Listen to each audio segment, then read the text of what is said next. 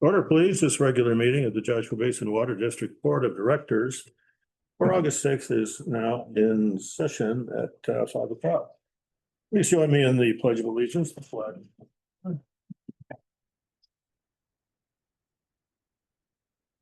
I pledge allegiance to the flag of the United States of America and to the republic for which it stands, one nation, under God, indivisible, with liberty and justice for all.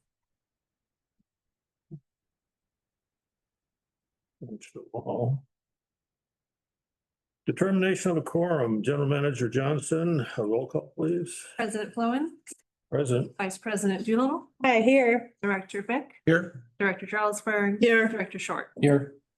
Thank you very much. All the directors are present in the boardroom. There is no request for remote participation. We have a quorum.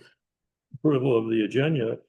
Do I hear a motion to approve the agenda? I'll make the motion. Thank you very much. A second? I'll second. Oh. There's an echo in here. You started first. Hi, Tad, I'm trying to listen to some. That must be Charles.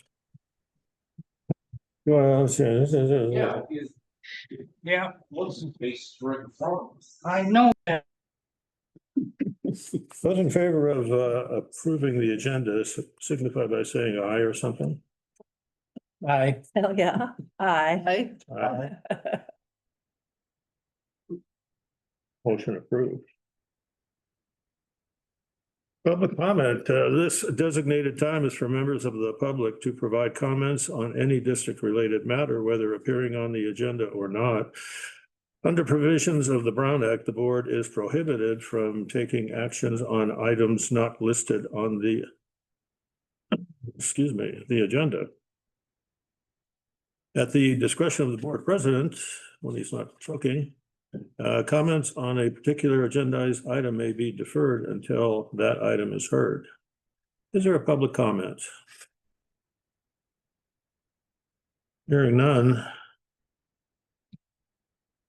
General Manager Johnson, is there a written, electronic, or voicemail public comment?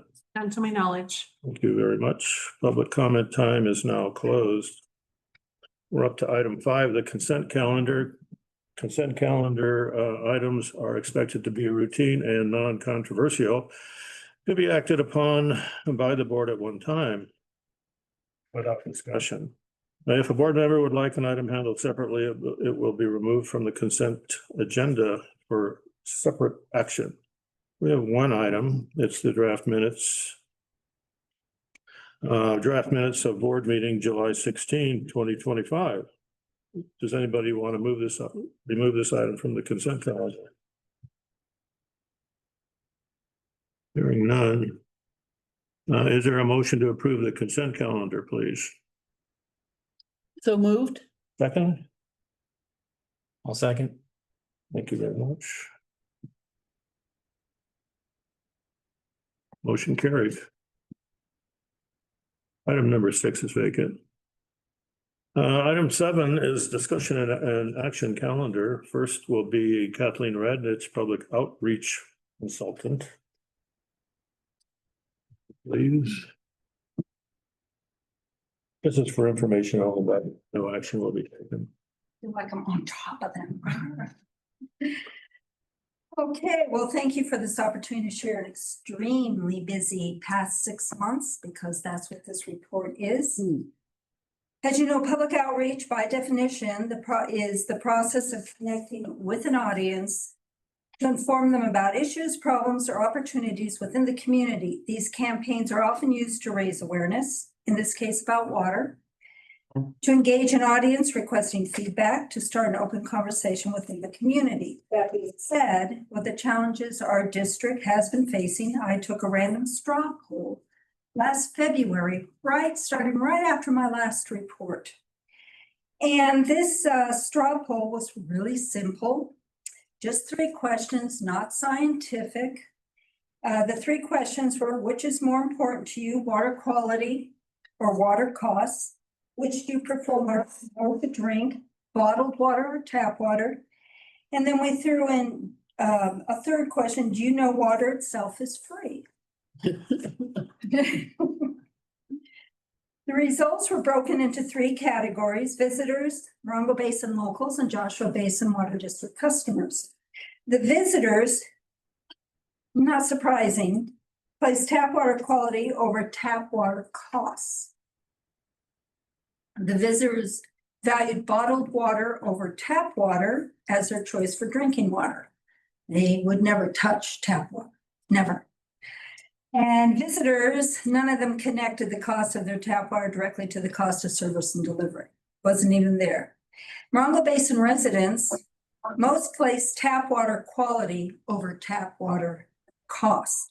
Most preferred tap water over bottled water, but most had water filters for their tap water. I thought that was interesting. Of this group, understanding water was free was split over understanding the impact of water costs due to the expenses of tap water service and delivery in the desert. And then we had the Joshua Basin Water District customers. There was a mix of opinions on what was more important, quality versus cost. But quality won by a nose over the finish line. Almost all were tap water drinkers in lieu of drinking store-bought bottled water.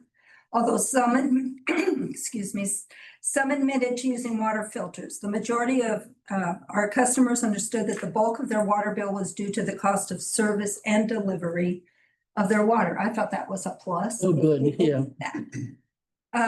My survey conclusion, visitors think their city water is affordable, but don't trust their tap water at all, nor do they like the way it tastes. They like Joshua Tree's water. Morongo Basin residents complained about the taste of their water, hence the filters, but trusted their water to be safe. Many commented that they thought Joshua Tree had the best water in the area. Joshua Basin customers complained more about the cost of water than the first 2 groups, but not about quality at all. They like our water. So I believe our transparency and extensive messaging on what's in the water, how we test constantly for safety, how it tastes, is realized by our customer base. This, even with the chromium-6 issue, I found very interesting. As a side note, in dialogue with many of the public we interact with, we've discovered that outsiders weigh taste to equal bad. In other words, not just it tastes bad, but if it tastes bad, it can't be safe. And that was a common concept that they all seem to express. It can't be safe to drink if I don't like it. So I just wanted to start off with that because it was way back in February. So if we go to the next slide. So as you know, we reach out to our public, be the outsiders looking to move here, Basin residents who engage in our community through family, friends, and events, or district customers every Saturday at the farmers market. And every new month, we change our booth's water theme, as you can see on the slide. Next slide.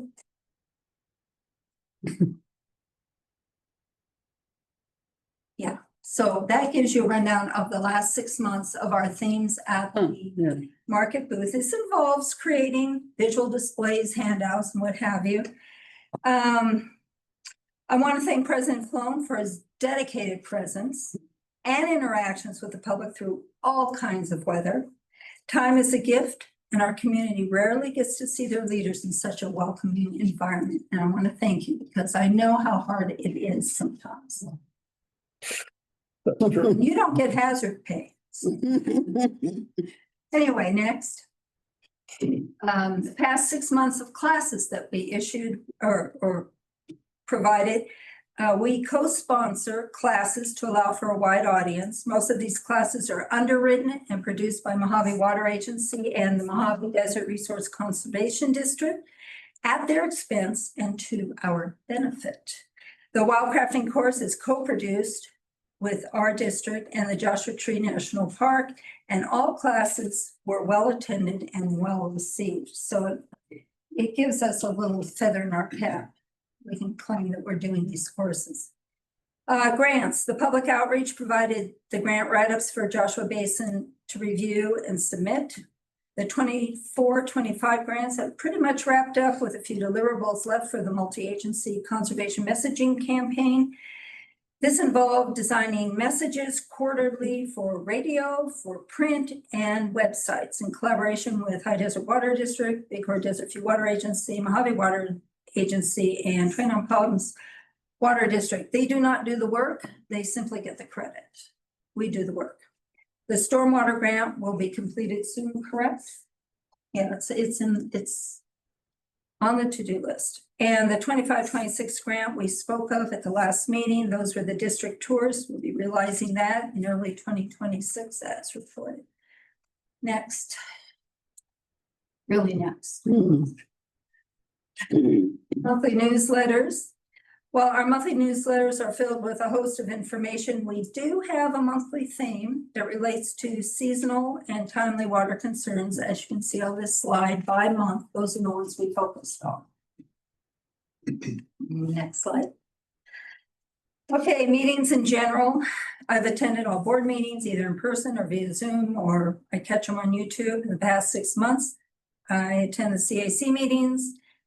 Whether they were canceled or not, I was there, and I represented Joshua Basin at every other month Alliance for Water Awareness and Conservation meetings, which is a collective in the whole desert region. And I report on our activities and events. The semi-annual Morongo Basin First Responders.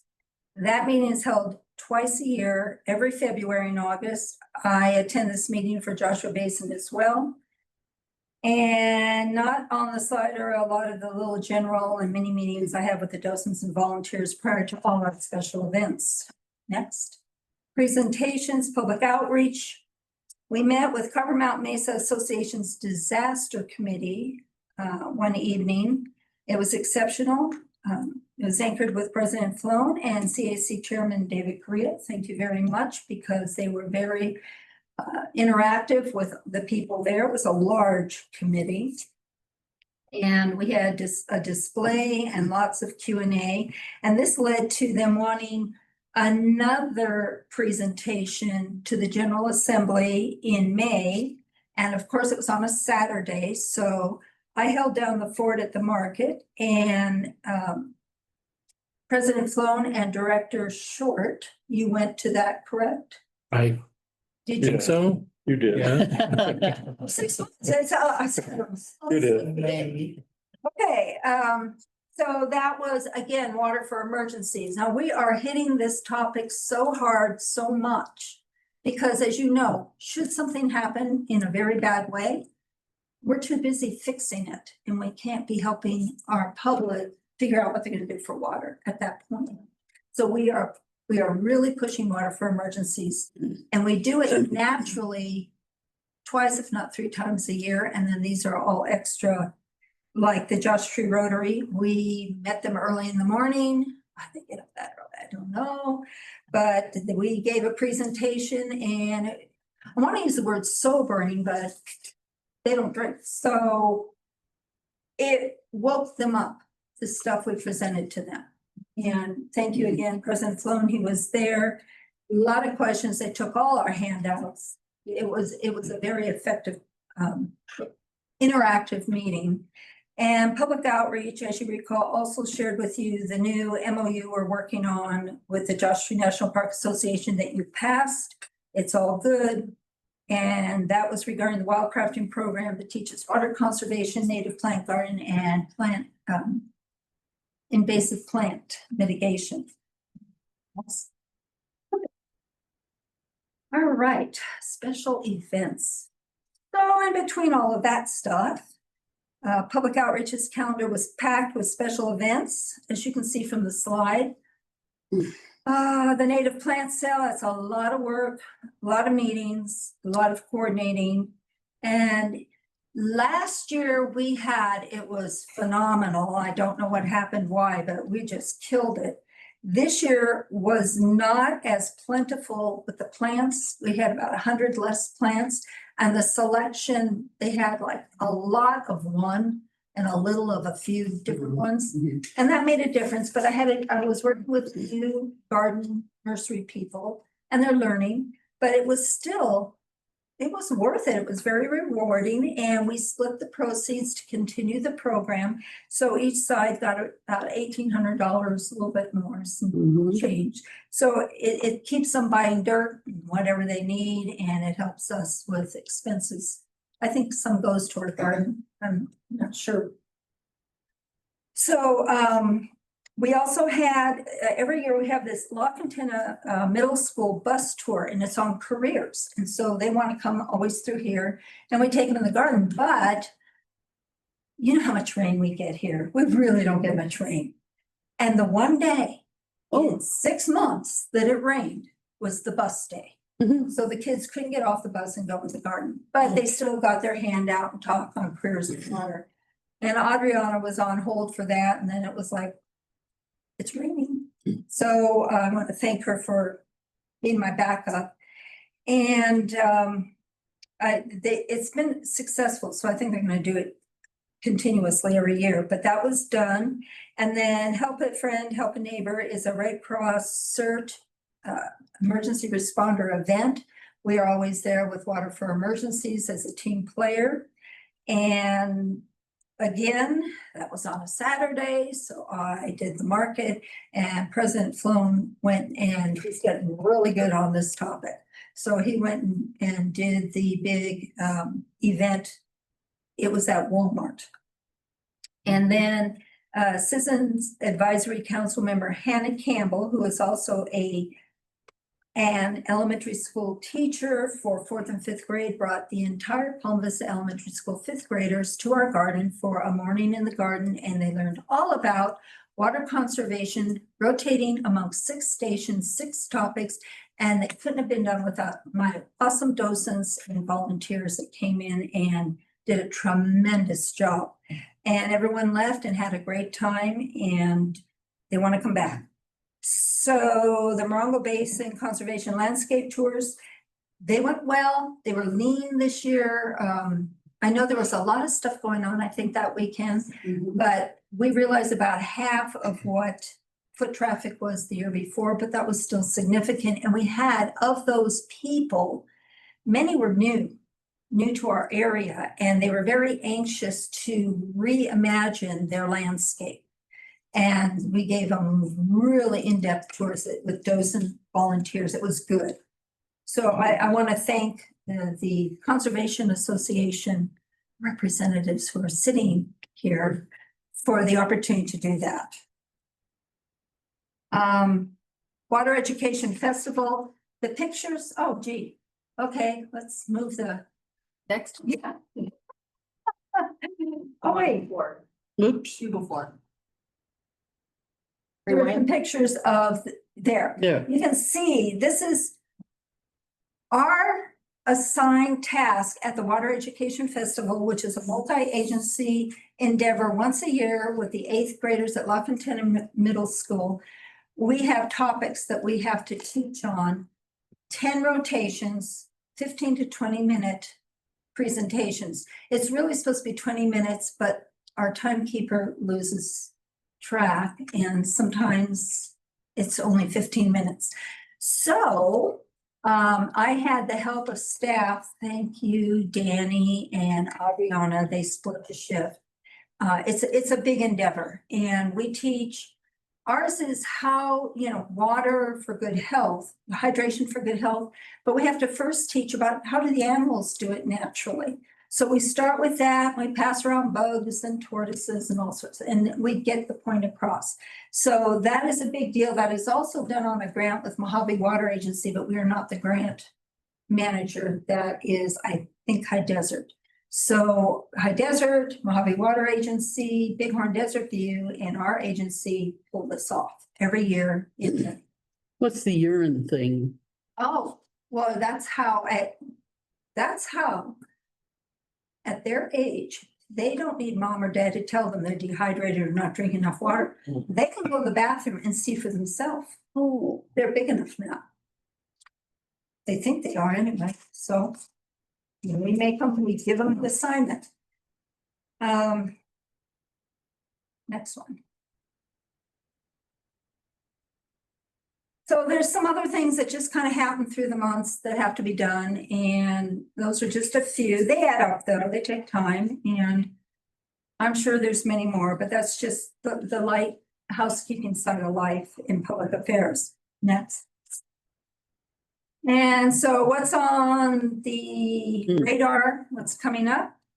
As you can see from the slide, there's a lot already lining up. We have the Morongo Basin First Responders this month. And I did indicate if you would like me to bring any staff, let me know, introduce them. We have the fire chief or the county fire services will be coming and giving us an update on the fire situation going on. The Seed Swap Social, that's coming up, and we have a guest speaker, Lori Herbell, on sprouting edible seed techniques and a list of edible native seeds for sprouting. So that encourages people to grow native. And then we have September Farmers Market, Water for Emergencies. It's National Emergency Preparedness Month, so we hit it then, and also it's in April. April is the state earthquake preparedness. And as per our arrangement with the Joshua National Park Nursery, they are holding a workshop where we're to encourage our volunteers to go help and get our plants ready for the spring sale. There'll be replanting, repotting, doing all sorts of things and learning, and that is coming up. Then there's a new class we'll be offering, the ADA friendly gardening class. It's not really how to keep your plants alive, it's how to keep you from dying when you garden, because no, gardening is very physical. And there's a lot of tricks and tools and tips that people aren't even aware of. And the benefit of gardening is, even if it's just native plant gardening, it's just super medicinal. So this is a new class. Again, this one is sponsored by Mojave Water Agency. We offer it to our people. And then the Great Shakeout Saturday event, it's already being planned. And that is 10, it's on there, isn't it? Yeah, 10/18. So on Thursday, 10/16 is the actual drop, cover, and hold. But the big public event where you go to booths and everything, where we tend to always be at, thank you. That's the Saturday right behind it, and that's on the 18th. So that is pretty much my 6-month report. Includes as much as I could remember over the last 6 months. And are there any questions? Question from the board? I have a couple things. Yes, ma'am. So how do we receive money from the Mojave Desert Water Resources Conservation District? How do we ask and receive money from them? Okay, it's not a money thing. Oh, They send resources, an instructor. okay. Yeah. Oh, okay, Yeah, okay, there's no money exchange. okay. And then I was just gonna make a comment, read the people that thought that bad tasting water equals bad water, which I can understand. That's a natural sort of thing. But they must not have ever had to drink well water like I did growing up. Because, you know, well water tastes like iron and stuff like that. It was not good. And we had to drink it, you know? So this was in Texas. So anyway, not like the well water out here. I guess it doesn't taste like that. But yeah, that's what it tastes like in Texas. So Any other Texas, you questions? say? in Texas, that's what I say. Yeah, by the Red River in Texas. Yeah. I've seen the term wildcrafting. What does that imply? Wildcrafting is the hobby exercise skill of taking what grows in your area, its habitat, and collecting the seeds and propagating them and regrowing the plant, because natives notoriously do not like to be transplanted. So you start by seed. We also have offered with some of the natives the knowledge on how to do it by cuttings, but not all natives like that. Seed is always best. And there's a whole science, and it's called wild crafting. And that was a great question, because when I started here, I had no clue either. I didn't know what it meant. David, anything? Oh, sorry, I didn't see your finger. Couple of things. First of all, do you expect any monsoon weather this summer? I keep watching. I can see there's little bumps and then they disappear. Yeah. It's August is the month, and early September, and then it dries out and we have fall. And the rule, I've been out here 48 years, and the rule was fall is right after monsoon. Yeah.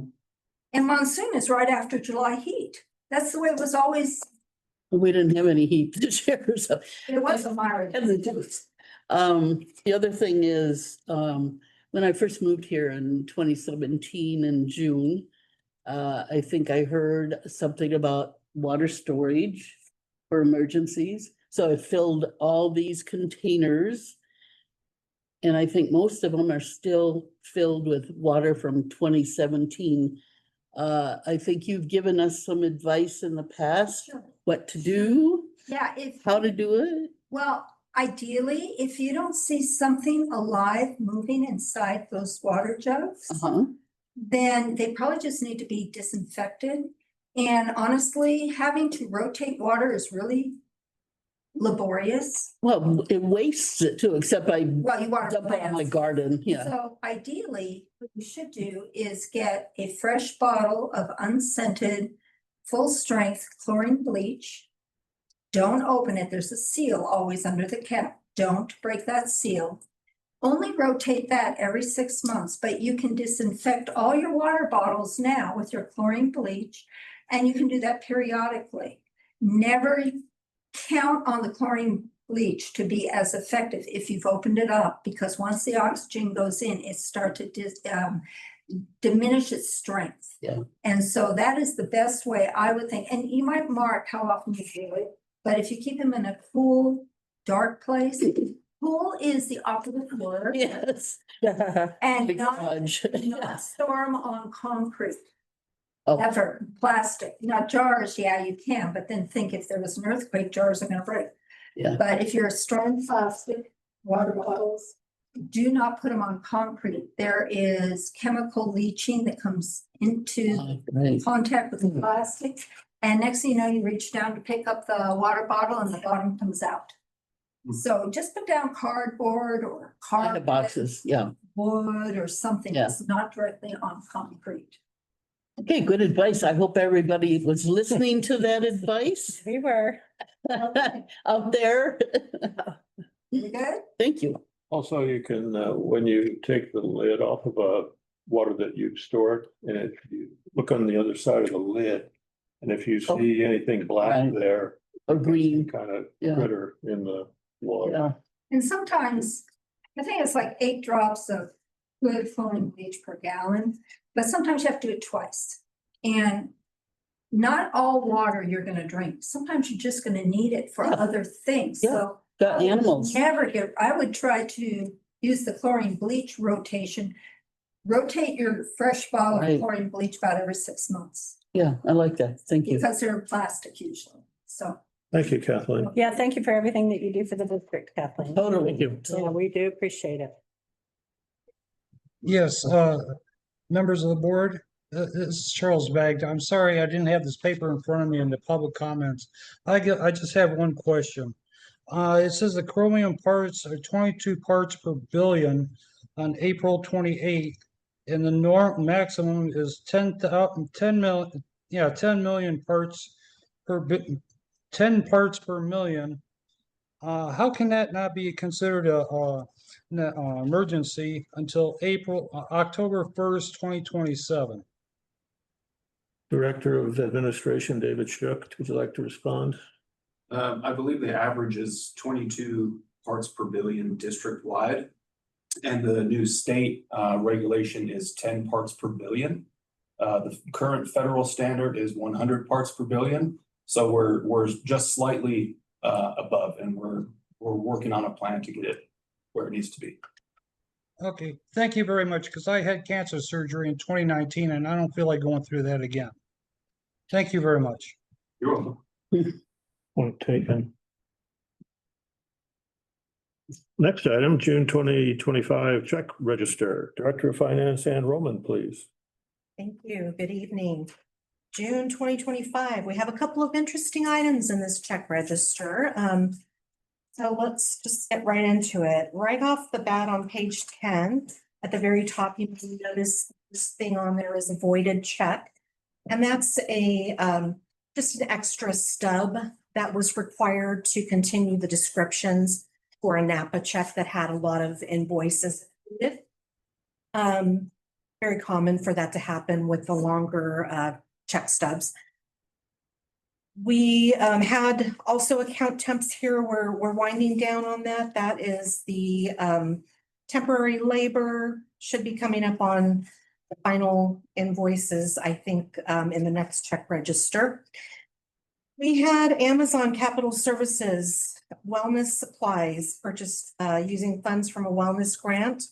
Some 12 reflective safety hats and neck flaps, an Ethernet cable, an iPhone charger, 3 ring binders, toner, vehicle parts, folders, and folding knives. That's not the exciting part, but interestingly, the arborist services, which is just right above the middle, we had an interception of the mail apparently on the receiving end there, and we had that check come through flagged by our bank because we do use Positive Pay, our bank, and we had that check flagged as the payee having been altered. And so we had to void and reissue that check. Also, let's see, on this page, I didn't have anything really else to talk about on page 10. Were there any questions or comments there? Where are the arborists who do the arborist services based? Where are they based? Yeah, down below. Mm. But it wasn't, we checked with her, and asked her if her mail was possibly stolen. And she says that she has a locked mailbox, so it wasn't Weird. Somewhere between here so. and there. I've always suspected that it was the mail from Joshua Tree goes to the San Bernardino Distribution Center. And I've always suspected, because that's happened a lot, that somebody down there intercepts. Oh, no, I've had stuff opened and stuff. Yeah, But do the checks that go out look like checks in the envelope? I mean, They yeah. Yeah, I don't know. I would just mention that, just something to think about. And so did the people who steal it, they didn't get the money then? No. Because the bank like, yay, okay.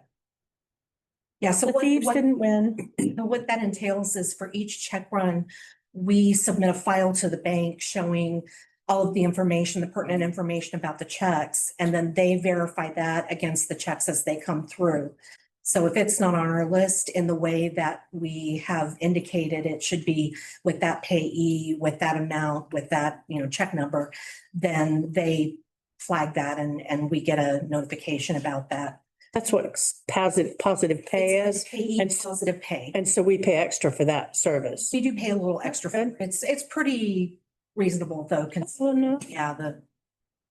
So I will move on to page 11 and wanted to just point out, because we talked about this last time, Copper Mountain Broadcasting. This is one of the 2 final invoices for the water conservation media campaign. The other one was paid in July, and all the grant funds related to that have been received. We had some generator repairs through Duthie Power Services. We also had Foreshock do some work on their, some security enhancements. I-1 site, okay, Yeah. doesn't sound familiar to me. What is that? The I reservoir, I-1? the I reservoir, yes. I have not heard of that very, very often. It must be Our very, biggest reservoirs. oh, okay. There's Okay. often settings of Bighorn sheep there. Oh, really? Okay, well, that's good to know. It is. We have, let's see, Core and Main on this page with some inventory, some clamps, 15 clamps. And Home Depot Credit Services with what do we do there? Hose bibs, paint, concrete, miscellaneous fittings, a wire brush, a hammer, O-rings. And then we have George's or Jorge's, I'm not sure. Near the bottom of the page, that was a check that was voided also because we had to postpone that event. Any questions on page 11? I have a couple of questions. One is, so this employee appreciation lunch, that's just the one time a year that we do that? Typically, it's twice a year. that Oh, we'll have okay. employee appreciation lunch, but we had to postpone it. Oh, okay, because I thought you said it was once a year and then y'all did a Christmas thing. Well, that's. That's what you mean? Yes. Okay. I mean, no big deal. I just wondered. because we never get invited. And so I just want to know how injured I want to feel about it. So twice a year, I guess. So the personnel legal services, what is support services? What does that mean with Mark Garcia? I don't recognize that. Investigator that we've hired. Oh, that's right. Okay. All right. Thank you. Thank you. That's all I had on that page. Well, I had a question, that Jorge's check that was voided. The statement that you have on your report page, I didn't quite understand it. Yeah, I think, Due to event cancellation for timing, I didn't know what that meant. yeah, I really should have said postponement, but that particular day that was reserved was canceled and we have not yet set a new date, or at least at the time I wrote this, we had not set a new date. So it was just a timing issue, postponing it to another day to be determined. Okay, I think I figured it out after reading it about 3 times. About that. Thank you. All right, Yeah, but that's- page 12. This one was another one that I thought was interesting. Autumn was kind enough to look this up for me because I have no idea what this is. Mojave Desert Air Quality Management District. I wondered about that. Right, with the air toxic hotspots fee.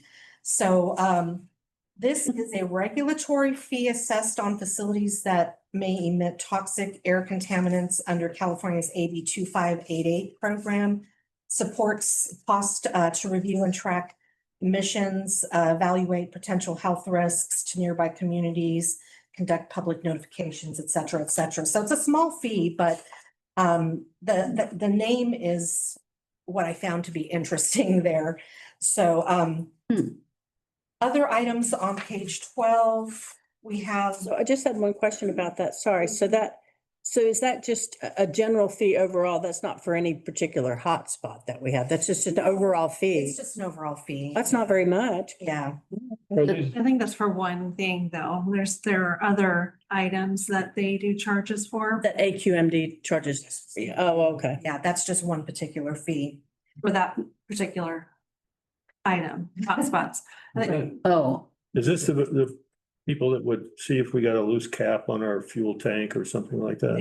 they inspect our fuel tanks, they inspect our generators, anything that has something that could impact air quality.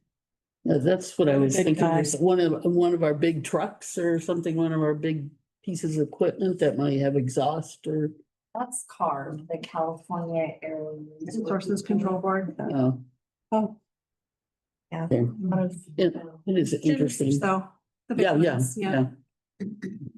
All right, so we also have MuniQuip, about a third of the way down, MuniQuip Social, which I find to be an interesting name too. Right. 5 Grundfos injector units, components used to inject precise amount of chemicals into water lines. I believe that would be chlorine. We have also Nielsen Fire and Ice just below the middle. We did install a mini split system in the D11 booster station. Napa Auto Parts on this page, some vehicle parts. Also, everything else looks pretty routine to me. So any questions on page 12? Comments? On this, it's halfway down, Copper Mountain Mesa delinquent letters. Is there a separation between the water company and other county property tax stuff that they haven't paid? Or is it only water or is it both? So NBS prepares and sends delinquent letters to the CMM assessment district participants that have not paid their assessments. Those assessments are billed on the property tax roll and they get that information from the county and then they send out reminder letters on our behalf to those Copper Mountain Mesa Assessment District participants. So on our behalf, in other words, it's only the water. It's not because they haven't paid their other property taxes. Well, it probably means you have to pay property taxes in full. So if they haven't paid our portion, they probably haven't paid the rest of the property taxes. I mean, by very special exception, can you short pay your property taxes? You have to pay the entire thing, including all the expenses that are on that property tax bill. So that probably means they haven't paid all their property taxes either. Yeah. Thank you. Yeah. All right, no other questions or comments on 12? Move on to 13. At the top, near the top, nope, never mind, not near the top. I'm getting ahead of myself again here. Let's see, so Southwest Networks, which is right about in the middle. We got some new computer equipment, 3 new laptops and 1 new desktop computer. This page also, I wanted to point out that this page has the credit cards on it. And so we got our wires crossed a little bit in May on the May check register, and we reported the June payment detail. And so what I'm going to do this month is I'm going to report the May detail to you in lieu of having done that last month, because you did get the report for June last month. So if you want, You missed both, I can do that. I have the information, but so for Dan's credit card, it was including clean truck fees, which is a statewide emissions testing program. Also, a bearing seal installer and a hammer. David's credit card statement included, this one's very similar, I think, but included the monthly fee for climate controlled indoor storage, monthly Adobe subscriptions. This one had Gabion wall cages and the AWWA utility risk and resilience certificate program fee and evaporative cooler guards. And Sarah's card included Director Doolittle's airfare for CSEA Legislative Days Conference, lodging for field employees for AWWA Cross Connection Control Training, and Director Doolittle airfare and hotel for Water Education Foundation event, and lodging for compliance coordinator for CWSA Legislative event. Yeah, and that's it. Those were the main descriptions because we got the June ones ahead of time. So If I could, always a timing. now on Dan's credit card. Yeah. They, it'd be that you see on there for the smog checks. I thought this is of interest. We now have a new mandate that all of the diesel engines have to be smog checked quarterly. So you're going to see that a lot more. My goodness. Who checks those?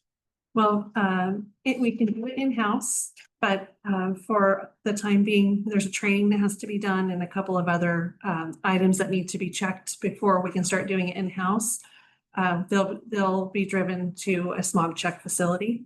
It's pretty challenging though, because there's one person can only drive one vehicle at a time. So you can imagine what that's like and how much time and effort that takes quarterly to go and do. So What's the rationale? you can call CARB and let me know. I think it's because they want us to phase out diesel, I think you're right. unfortunately. In the meantime, it's just another Yeah. challenge that we have to face. And then, of course, on this page, we have near the middle, Southern California Edison, those bills that always show up every month. Any comments or questions on page? We'll move on to page 14. Nothing too terribly exciting here. Our Xerox copier supplies from Visual Edge. Water quality specialist, that's High Desert Medical Center reimbursable cost. And Western Exterminator, just routine services there. What is interesting is that this is a $207,000 check register, which is a low check register, and we're seeing a lot of these slow ones lately. So it's, compared to over $1 million sometimes. All right, so then I will move on to page 16, which is the payroll check register. And this one includes $1,000.44 in payroll processing costs, $75 in FSA processing costs, and the remaining balance of $305.36 is the FSA reimbursements that are employee funded. So if you remember, FSA is a flexible spending account. It's an employee benefit that allows the employee to set aside money pre-tax and That is, again, funded by the employee, and then when they have a claim, we reimburse them. So questions on page 16 or 17, that's just the total page there. I'll move on to page 18. Page 18, we have our refunds. These are our customer deposit refunds. The large one that you see is a temporary construction meter. Those have large deposits because they are very, they tend to be theft or damage prone. And so we haven't, knock on wood, we haven't seen that in a while, but they do, because they are attached to the hydrants, they tend to be vulnerable. So the other items are just routine deposit refunds. At the very top, we had one that was a stale check that we usually do that processing once a year, but this one happened to just be handled here. We voided and reissued that. And otherwise, very routine. Questions? Charles, That was better, thank you. I just have a question. So, Flamingo Heights development, I thought that was kind of interesting. They're doing something in Joshua Tree or thinking of doing something in Joshua? Honestly, I don't know. Anybody can name their Maybe it's not. their entity, So, anything. Right, okay. Yes, we'd have to look into that, but I really don't know. I just found it kind of curious. I don't know if you knew anything. Some of the names that you see through are definitely of interest. Thank you. You're welcome. Anything else there? Okay, we'll move on to page 19, 20, and 21. These are the director's stipends, training. I see legislative days. I see some CSDA. Budget workshops. This is still going back partly into May. So that was captured our second budget workshop, it looks like, and all pretty routine, normal stuff. Questions? Okay, that is our June check register. I do have a question. Yes. So one thing that I think could be confusing to people, and it makes me stop, so I guess it's confusing to me, is way back on page 9. When you're talking about what the regular check register talks about, and okay, so it says that payroll is $1,380.80. And then it says what our director stipends are, which that's the full amount for the director stipends. I just wonder why this isn't the full amount for payroll. Oh, I see what you're saying. The payroll, well, because this is this is the processing. And so the payroll check register itself, as in the checks that are issued to the employees, is not presented to the board. I had that discussion with Jeff at one point because I was unsure as to whether that was a requirement, and it is not, that the payroll check register, as in the employee checks presented. We could. What's the payroll mean here? Payroll processing. Oh, maybe. Yeah, payroll processing. Maybe they Just say need that. weeks. Yeah, just do Yeah. that. I'm not asking to give us the details of each check for the staff. Yeah, that could be confusing. I can understand. Yeah, So Payroll okay. processing makes more sense. Right. Because it's mentioned like a couple places, so Yes. Good thought. Thank three you. places. So, It's our shorthand internally. okay. Sorry about that. No, that's good. All right, so that is June. Thank you very much. Do we have any public comment on the check register? NBC Chair David Correa, do you have any comment? Sounds straightforward to me. Good. Yeah, we're not spending very much. Yeah.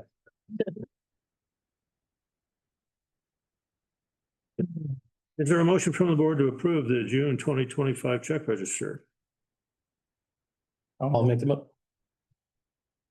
He got it first. You can add it. First David and I'll second. Thomas seconds. Thank you very much. We have a motion, General Manager Johnson, roll call, please. President Flowing, Aye. Vice President Doodle, Yes. Director Fick, Yes. Director Charlesburg. Yes. Director Short. Yes. Thank you very much, everyone. Thank you. Yeah. Motion carried. Citizens Advisory Council bylaws. General Manager Sarah Johnson, please. Thank you. And tonight I have Chairperson Dave Creo here to help me if needs be. This is just a very minor update to the bylaws. If you remember, a couple of years ago, official bylaws were adopted and then they've been re-reviewed. And I know that it's been made aware to the board that we've had some quorum issues. So this is to help address that. Based on our March 11th meeting, after discussion with the CAC members who were present, there was a recommendation to move from the bi-monthly to a quarterly meeting held on the second Tuesday in January, May, September, and November, and to reduce the minimum number from 6 to 5 and the maximum from 12 to 10 to help ensure that we can meet quorum. And lastly, there's this little housekeeping piece of removing attachment C, which is the teleconferencing absence. Since Brown Act has been changing so often, it's just easier to have that out of the bylaws and they can ask Lisa for it when needed. Other than that, that's the bylaws have been presented to you. And Dave, if you had any further clarifications?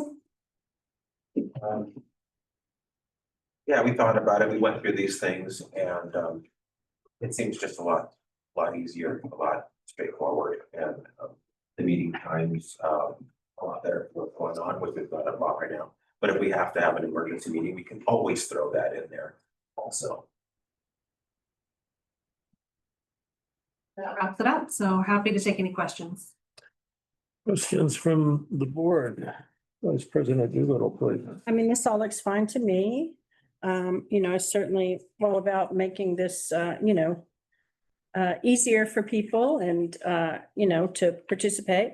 I thought for sure what might be in here, because I had heard General Manager Johnson mention this, was that new people that wanted to get on the CAC must attend a meeting before ahead of time. And I'm glad to see that's not in here, because as I reflected on that, I just don't think that's a good idea, especially if they're only going to be meeting quarterly. If somebody has an urgent need to participate in the water district business, to say, oh, you've got to attend one and then you have to wait 3 months before you can be an actual member, that I don't think we'd want to do that. Anyway. You still have to go through the process of coming to the board to. Oh, yeah. Yes. Yeah. So it does protract it. So I agree with you. Okay. That's all for me. Director Fick? Well, I would have preferred bi-monthly, but if this, it depends on what kind of issues the CAC has to cover. Right now, or in the last year and a half or so, it's been mostly trying to deal with the quorum situation. So they get assigned to the, whatever the issue is. I hope the special meeting is called. There's less reluctance to call a special meeting to follow up on what's going on with whatever issue they're trying to deal with. Yeah. One thing that's changed in the CAC makeup is that most of the folks are working folks now, and we're just having a challenge of getting people here. And it's a volunteer activity, so it's been how many meetings have we had? At least 3. So we're hopeful. After discussion, one of the main points that got brought up is almost every CAC member had plans for the summer. So they really wanted the summer to be dark when possible, but they were all very open to having special meetings as needed. Okay. What time is the meeting? 5. In here. I didn't see it. I believe it's in the bylaws. What was the question I didn't hear? Time meetings are. What time do the CAC meetings start? And she said she didn't see it in the book. On page 25. Turn it on. What page? It's at max. Oh, I'm looking at a different copy. Okay. Good. I had a, is David done? Yes, go ahead. I have a question about the purpose. And the statement that says the board of directors may also assign matters to the CAC for review, comment and recommendation. I don't recall doing any of that You could, anytime. you could though. Well, I'd like to maybe raise that up a little more into our, into our consciousness.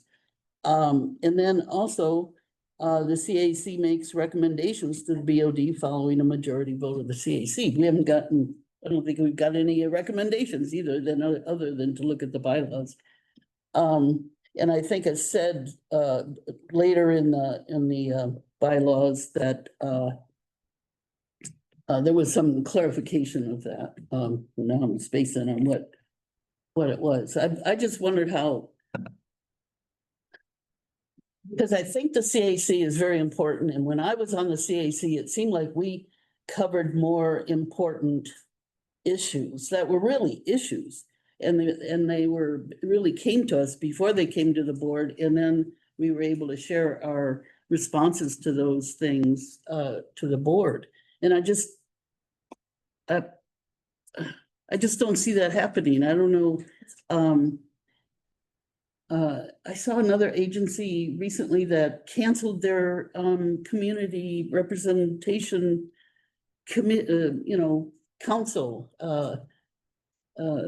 So, I mean, I think it's important, and it seems to like we should have more communication between the two than we've had. If I may offer, it seems to me that the last time I remember the CAC having anything of substance that went back and forth with the board was the waste management strategy. Wastewater thing. That I was was thinking of that. 6 years ago. Well, it was, yeah, I guess it was. Oh, my goodness. 6 When years I was ago. on the Yeah. CAC. We had the rate study as well, though. Well, and the rate study also was very, I think I mentioned, I was very influenced by the CAC representation at that community meeting.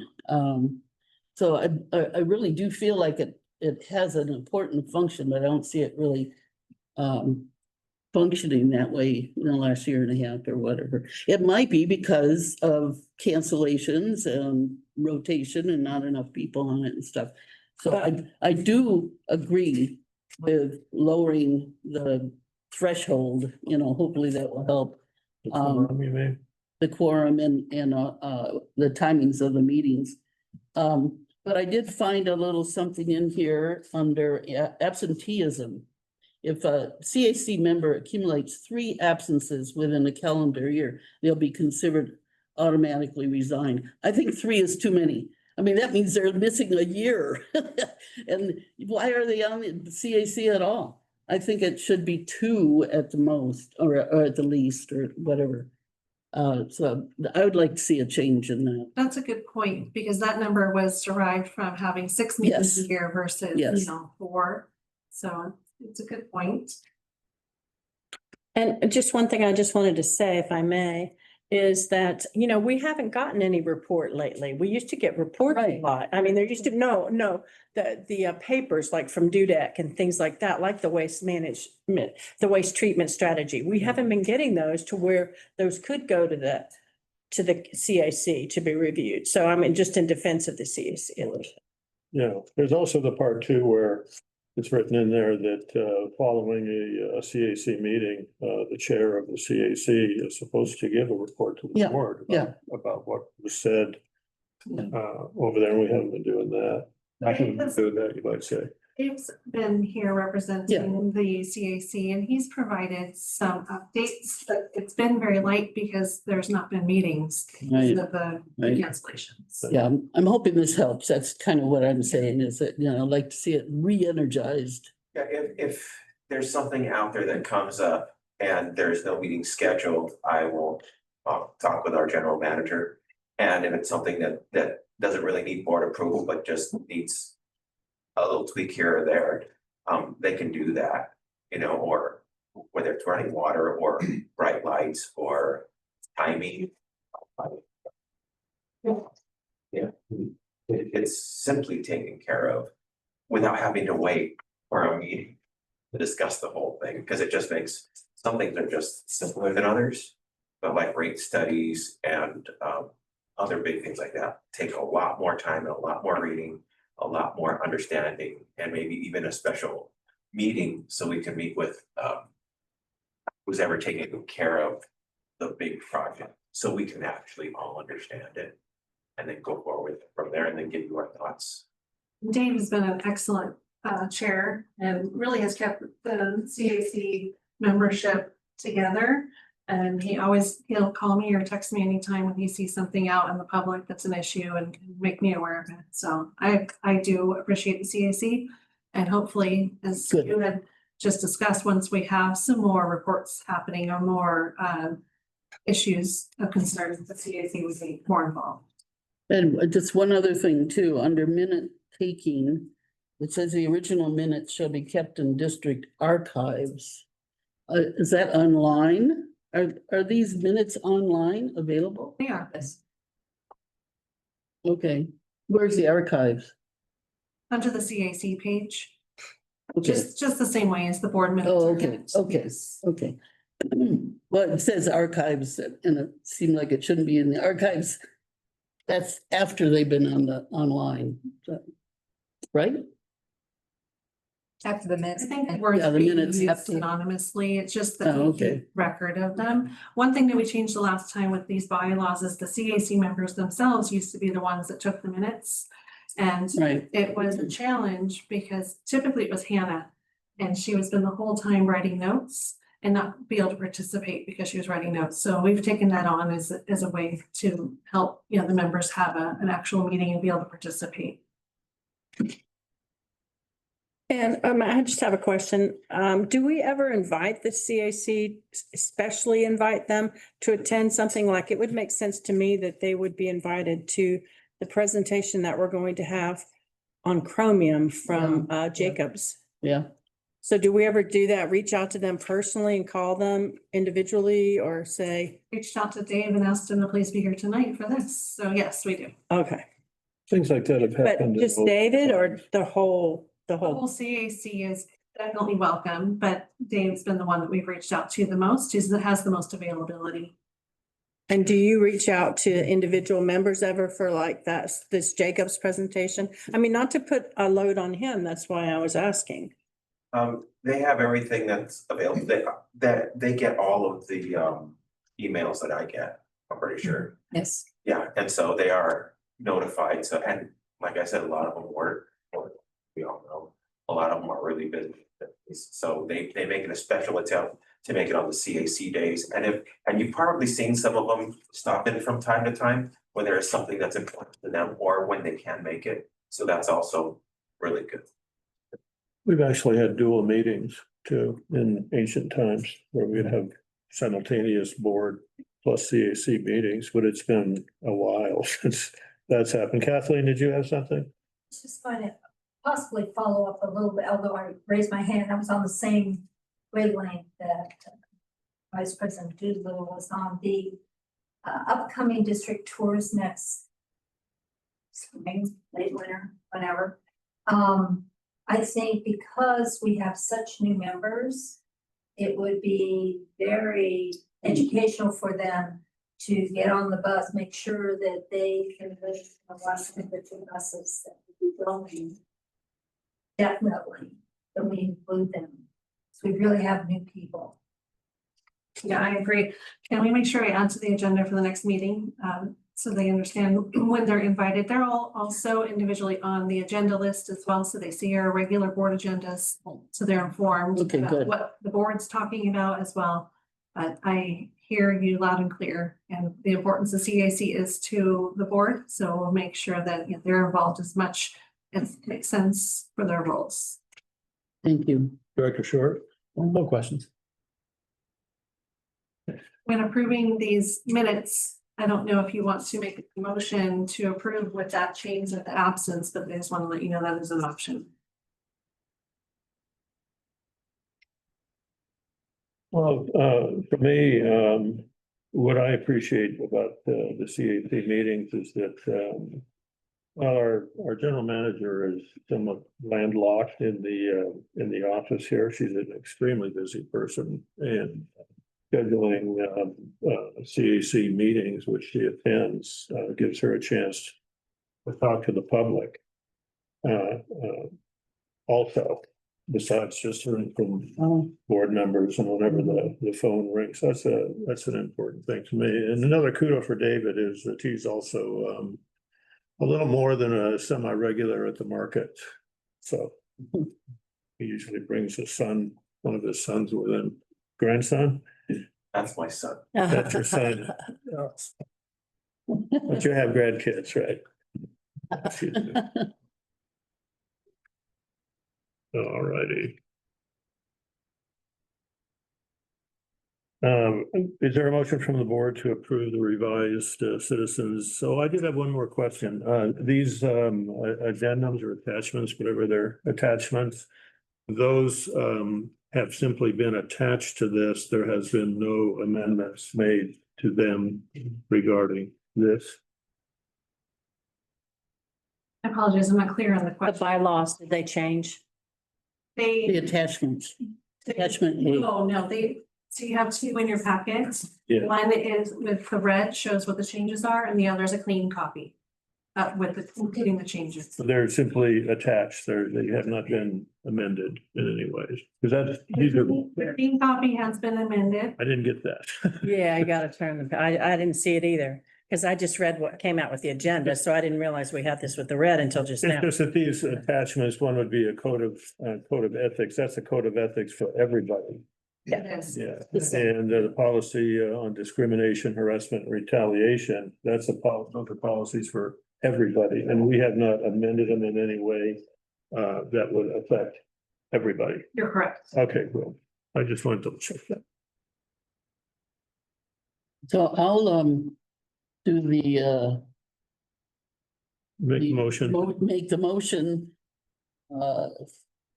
as thorough as you just added to it, with the not really a correction, what was it? A change, Modifying the, modification. can you state what article and number that Oh, is? yeah. It was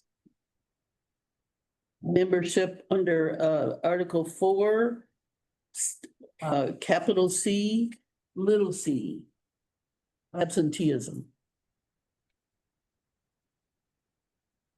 So the motion is to, Recommend changing the 3 absences to 2.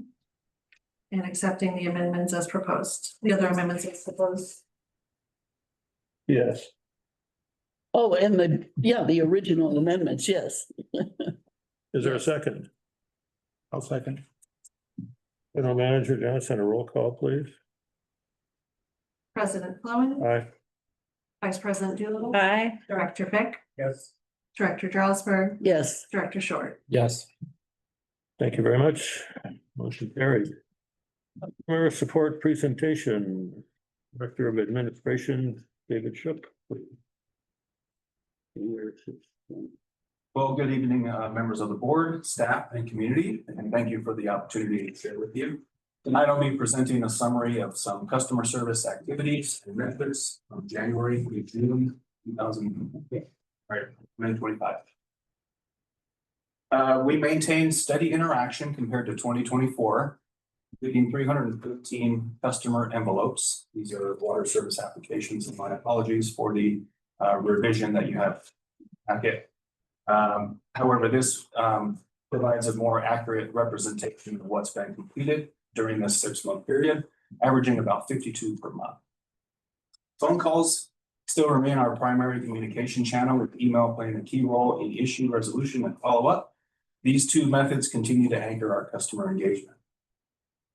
There's also more ongoing collaboration between customer support and our field staff, particularly around the processes such as the field logic device, backfill processes, water surveys, GeoViewer integration, meter reading, and this teamwork enhances service responsiveness and expands our internal knowledge base. Lobby visits continue to be minimal, 6 per day. To better serve customers, we're evaluating the installation of a self-service kiosk. A cost-benefit analysis is underway, and we'll put findings and recommendations to the board once complete. So with that, if it's all right with you, I'd like to stand as I normally do. If you can hear me okay. Yes, thank you. I'll try to speak up.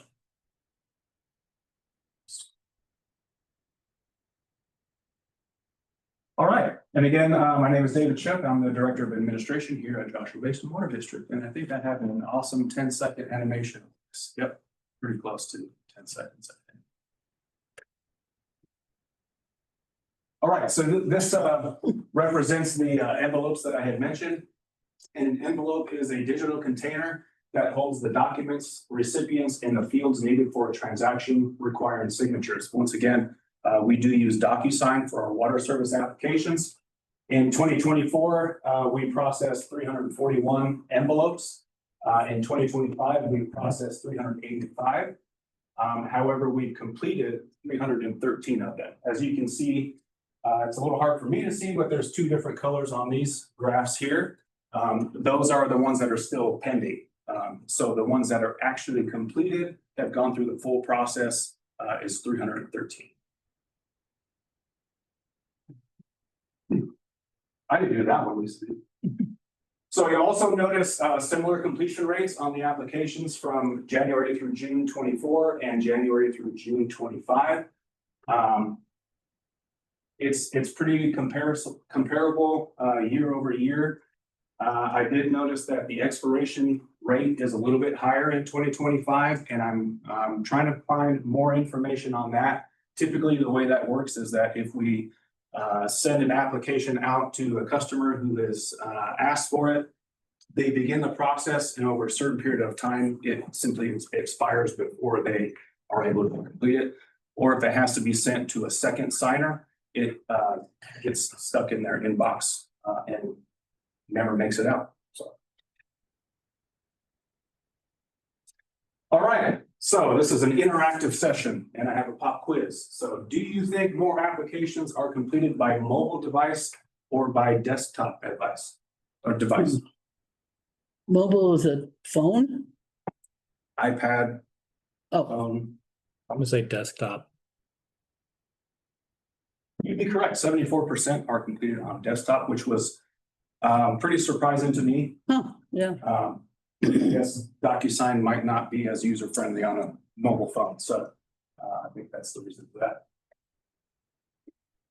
Okay, so completed envelopes by month of January, we did 50, February 55, March 52, April 43, May 63, and in June we did 50, totaling 13.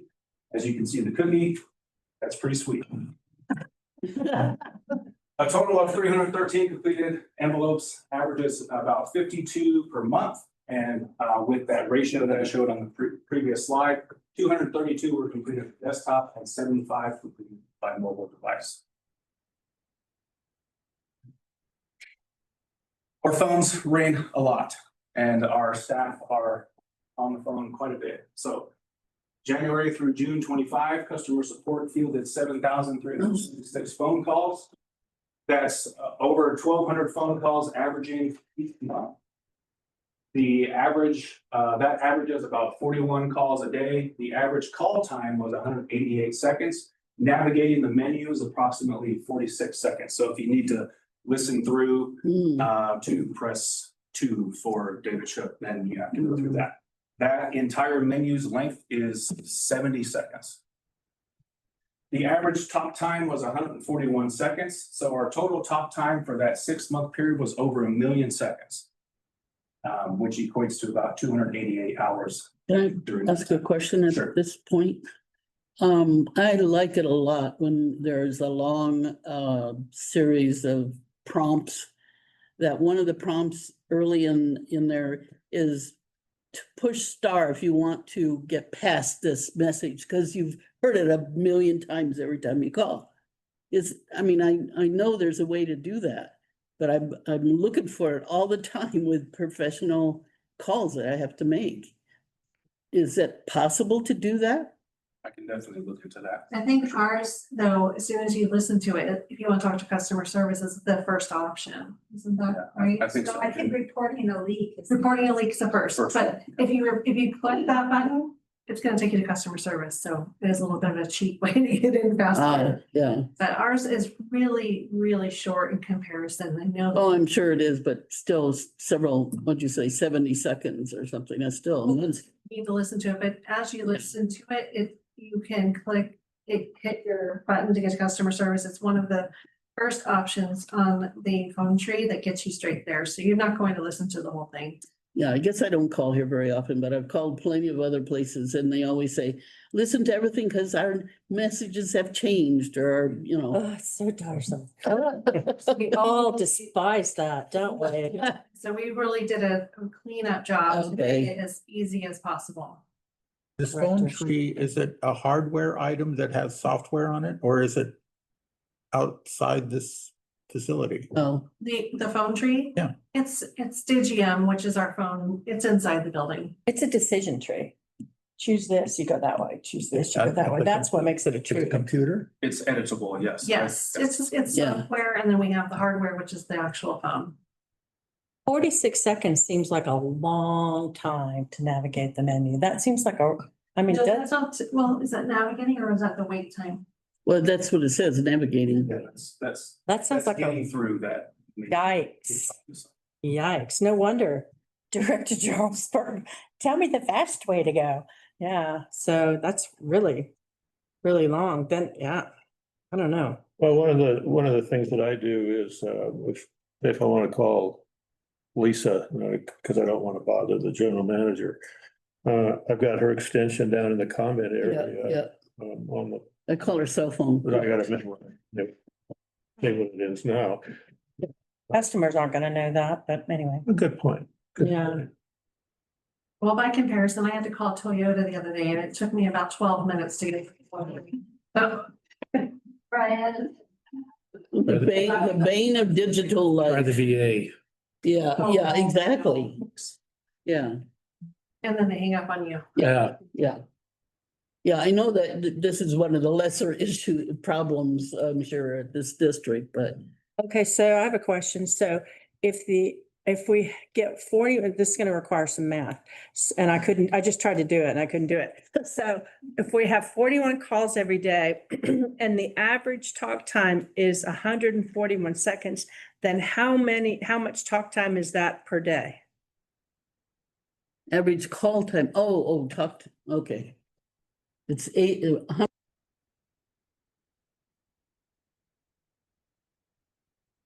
then it's 104, it's like 2 minutes long. I'm trying to figure out how long is a human on the phone for is what I want to know, Director Jarlsberg. So that's what. About 2.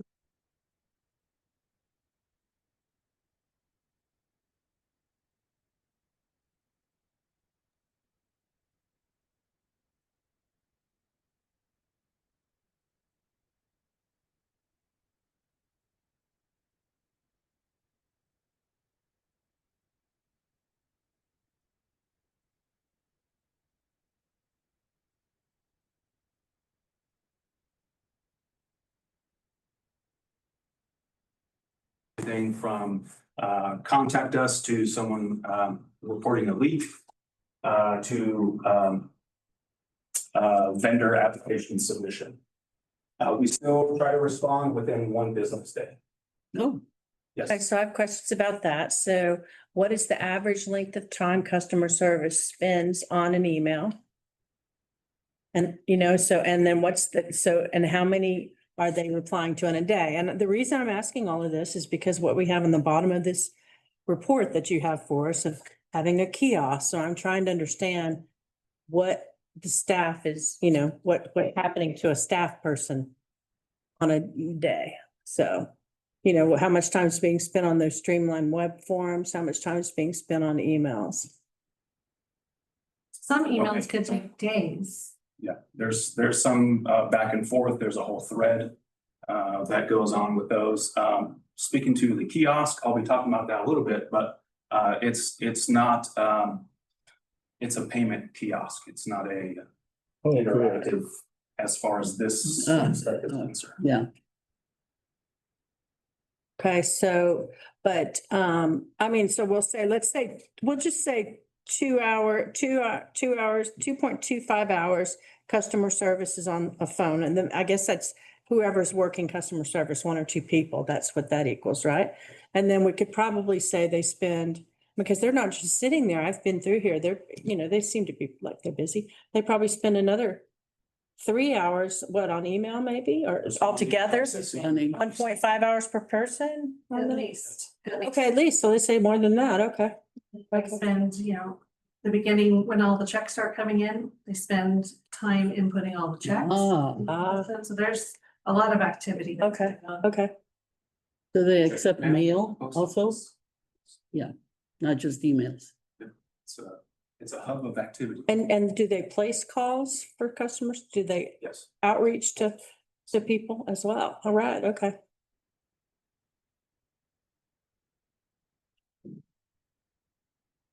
Right, so working with the field, this is a little more exciting for me because I get to get away from my computer every once in a while.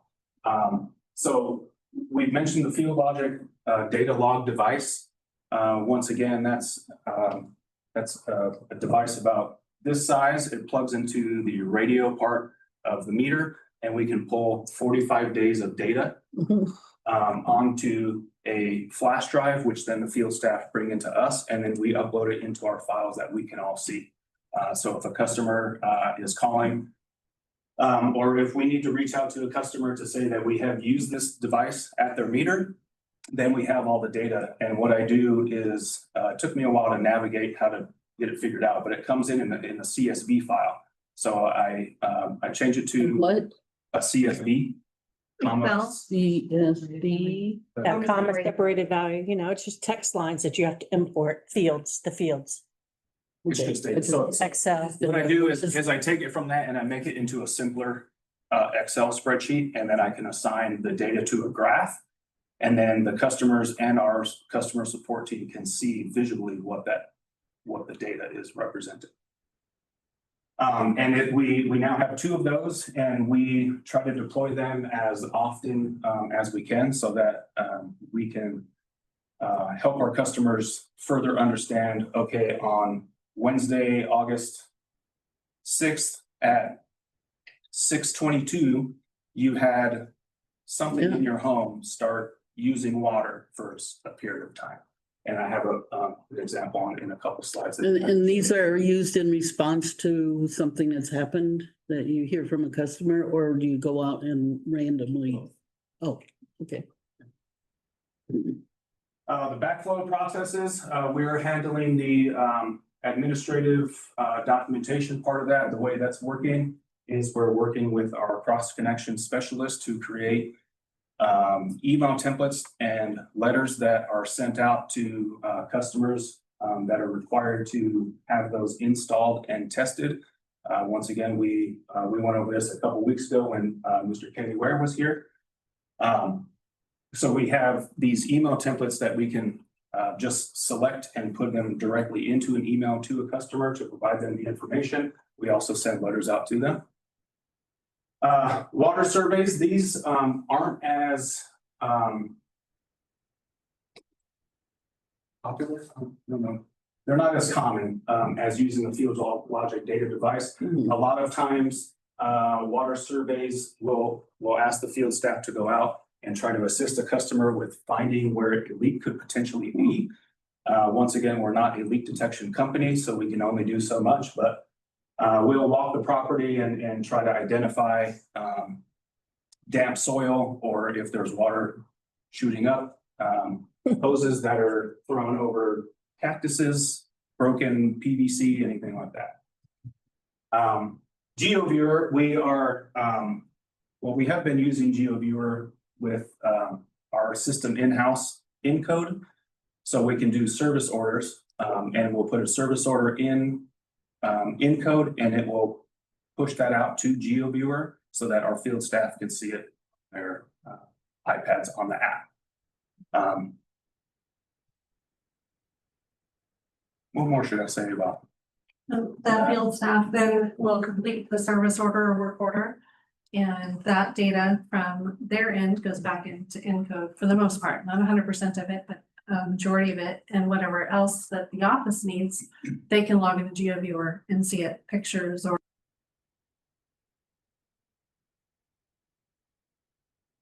Updating GeoViewer, the desktop version and the mobile version as well. So that the ease of use, transferring that information back and forth.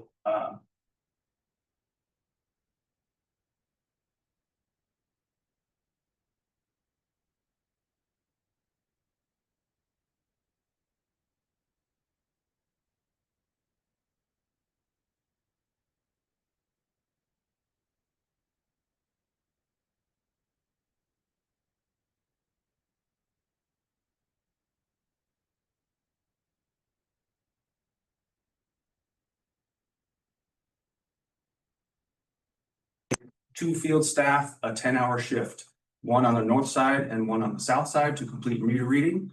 And now it's taking they're doing some training right now, but it's taking two staff the first half of the day to get all the meter reading done. That's all the meter reading through the software plus any random manual reads that may come up, which are dwindling in less than a dozen. So they're really happy about it. That saves on fuel. That saves on wear and tear on the district fleet trucks and wear and tear on the staff. So. What staff does that? What are their job descriptions? Usually the field service technicians, but right now, a couple of the maintenance gentlemen are training field staff. Okay. Field techs. I have a question. So before you go down to the in-person service analysis, so the field logic devices, have I already asked, could a customer pay for this service? I definitely see instances, I know myself, I would like to be able to have that, especially since we bought meters that are incapable of using aftermarket tool sets where I could find out that information. So I'm prevented as a ratepayer from doing it because of what we bought. So can I purchase that service from the water district? Is that something y'all could investigate and think about? Is there something I see as a problem there? I know. Own one of the devices personally? No. Can I pay you guys to come run the data log and then send me an email with the data? You don't have to pay for it. It's just part of the service. Right, but I'd have to say I have a leak or something and I don't have a leak. I just want to know. Request it. I could. I'd like to see if I use it. Good idea. Now, it could, I see your point, if we didn't charge for it and everybody wanted. Oh, no, they're gonna want it. But one thing, I'll let David talk about it, he's been doing some investigation on this. We're learning more about AMI and we plan to continue down this investigative route. Good. Probably bring some things to the budget. Great. Because we're finding it to be very, very promising. So I think we should focus there instead of the fee for using the device. Okay. And to be honest, utilizing these two devices has kind of reopened that conversation, in my opinion. Like, well, maybe AMI is a good idea because if we can get this sort of data every morning, why wouldn't we want that? So I'm glad you agree. yes, I never disagreed. Some of the information that we had received was incomplete. Yeah, I believe that. I understand perfectly what you're saying. I've been in talks with a rep from Aquametric to get some current data. And I'm more than happy to continue looking into that because I think it would be. And just one more question. Are we using all of the capabilities? I know you guys are running the business. I'm just curious. Are we using all of the capabilities of GeoViewer that we want to use? Currently, yes, we don't want more at the moment because what we've really undertaken this year is a complete revamp of GeoViewer so it works for our needs. It wasn't working the way we wanted it to. And so we've basically disassembled and reassembled it. It's really hard to do with software. GeoViewer is not an out-of-the-box software. It's very customizable. And if you go crazy customizing in the beginning and not have a foundation, it gets out of control really quick. So what we've done is we've started from the beginning And we're getting ready, probably the end of August, beginning of September, to deploy the 3.0 version to staff. We have to train them on this new 3.0 version. Once we get that dialed in, we feel very confident. There may be additional modules that we want to add, but right now we feel good with what we have. And I'm just asking that based upon presentations that I've seen at meetings that I've gone to, just to let you know where I'm coming from with that question. Okay, that's all from And me. we are able to utilize a test environment too, so field staff, that's been deployed on a couple of iPads. So it's kind of trial and error. Once something gets updated, they can go and test the functionality of it and then come back and let us know how it can be improved. Okay, and then I know we're going to talk about the last thing on this page, and I know other people have questions, but at some point I'm going to want to go back to page 9 because I have a question about that, slide 9. Anyway, I think it was slide.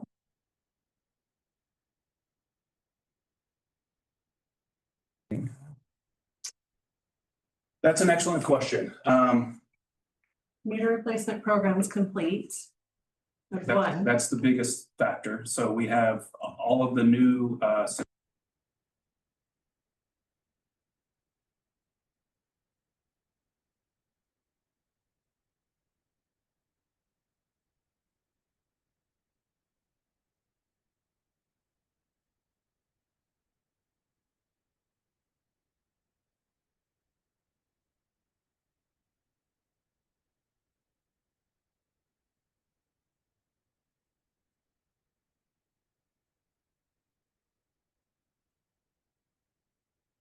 the reason I bring up the two different types of meters is because they have two separate radio signals.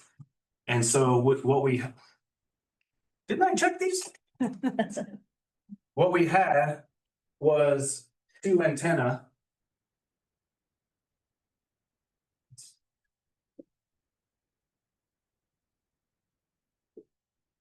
There's a truck.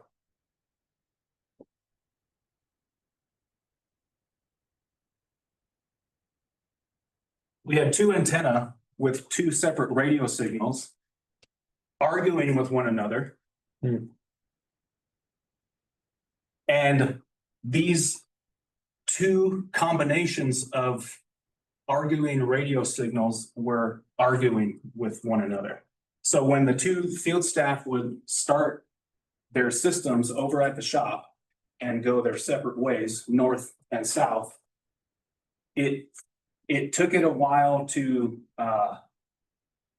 settle itself down. Like there had to be some distance between before the frequencies stopped kind of messing with one another. So then when one would get to the far end of the south side and one would get to the far end of the north side, then the reads would start updating in the program. Even something like where we had them mounted on the truck was in line with one another. And they were supposed to be, if you're gonna have something like this, they're supposed to be staggered. So it was just something that was kind of like, that's the way we've always done it. And it took a professional to come in and say, what the heck are you guys doing? And those simple changes, in addition to all the meters being replaced, in addition to trial and error, and what was the last thing I was gonna say? I just lost it. Well, in addition to two very dedicated field service techs that wanted to solve the issue. Yeah. That was. It was a. Well, not turning them on at the shop, but waiting till they got somewhere to turn them on. That's what but we can only try once a month. So then it was like, okay, well, that kind of worked. Next month, we're gonna try this. So every month, I think we started in January. And the laptops were many versions of the software old. They hadn't been updated because they weren't allowed to be on the internet until I said, they need to be updated. So we did that. That was probably one of the main factors. So then once we had that, we eliminated this, that eliminated that. Then we really started seeing the improvement in the time it took. So all the data was collected, it just took way too long.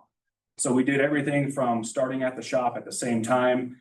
Then we had one would start at the shop and one would go to the far end of the north side and start the equipment there and work this way. So we tried everything that we could. So now we have it really dialed in, One truck. with one truck. So now we have this. Hmm. There's an eraser there for a reason. And a happy little guy Saving waving. costs, saving wear and tear. Totally.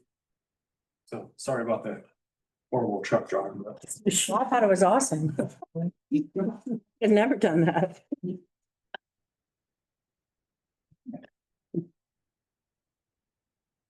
Okay, in-person visits still remain limited. The lobby kiosk. Here we've got the donut fighting a cookie. I don't know why that one's. I think somebody jumped out of there. So we're analyzing the costs versus the benefits of a potential kiosk. So we got word that Paymentus works with a third party to provide an indoor, outdoor, or through wall kiosk for making Paymentus payments. Oh, okay. So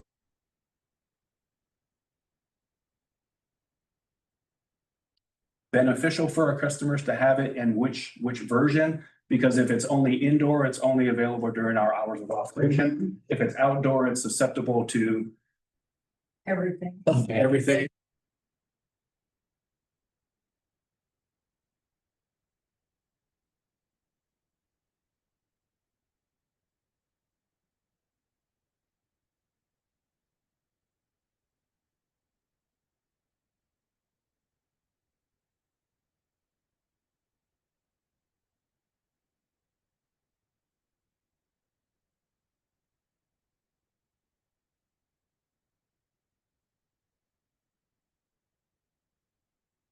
Whether or not it makes sense. So would this be like an ATM machine? We do, I mean, we do not want an ATM machine. We would not be giving money out. No, Has No, installed, I like that. similar, Yes, yes. yes. Okay, so Similar is the option, but we're gonna look into it more. It may not be something that we even think is a good idea. What would it replace? It would just be in addition to one more avenue for a customer to make a payment. But it wouldn't make any sense if it's in the lobby. You know. That's why we're Right. going to do an evaluation, but it's something that we're just looking into, very preliminary. okay, I'm ready. May I ask a question now? Sure. Okay, so, I'm always concerned about the customer experience. This is just from my training and my background. And one of that is customer touch. And I believe that, it's a slippery slope once we start putting up a kiosk. That eventually then they're gonna say, hey, we got the software and people can come in and they can do this. And then eventually we're gonna say, we're gonna black out that glass and we're gonna say, what it's gonna take for them to talk to anybody. And we're gonna be told, and guess what? We're gonna be able to save $60,000 a year because we're not gonna have to have this other customer service rep. So this is kind of all the things that I see. And so that's another reason why I was curious about the amount of time people were doing stuff. It wasn't because I was thinking something dodgy was going on. I just was trying to understand are these people sitting around with nothing to do? And that's why we need a kiosk, because that's what I see as I don't want to know how this aligns with our strategic plan and our work plan related to our strategic plan. And you'll hear more about that from me later. But I see this work going on and I'm just wondering, is that, we haven't even identified our work plan for the strategic plan to even to be able for me to understand, this is where we need to be, what we need to be working on. Well, I think one of the reasons that this is kind of even being entertained is we do have a lot of customers that when they come in, they don't have cash or check. And we say, well, you can use that QR code that's right over here on the wall. And they're like, oh, I'll just do it later. But then if we had where we don't want to have their data on our network, which kind of complicates the situation even more. With this kiosk, this third party, they have their own cloud-based network. So the information from the customers would not be on our network at all. So that's one of the reasons that we were kind of looking into it. Did I say that right? Ish. What Yeah. information does he's talking about? Well, so Paymentus Thinking. is a payment method that, or enables customers to pay via methods that we don't accept in the office All right. for PCI compliance reasons. So payment card industry compliance requires that you go through a very stringent list of things to be able to maintain that data on our network. And so one of the reasons we went with payments to begin with was so that we could get that data out of our system and not have to deal with that PCI compliance. There are penalties if you're, not doing certain things appropriately. So this kiosk would give customers an opportunity to pay via Paymentus in the office without it being on our network. It would give them an opportunity if they don't have a phone to call, if they don't have a computer to log into Paymentus, to be able to access it through the kiosk. And one of the objectives in the strategic plan and goal 5, external relations and influence, been working on this. It's very top of mind, which is to support, update, and enhance our community outreach, education, messaging using innovative and diverse channels. And this was just one of those items that touched on that customer experience. But again, this is just a sneak peek. It wasn't meant to open up a can of worms. It's something that's being looked at. So we're not spending copious amounts of hours in it. It's just a sneak peek of something that we're taking a look at. Wait, what objective was that? 5.1.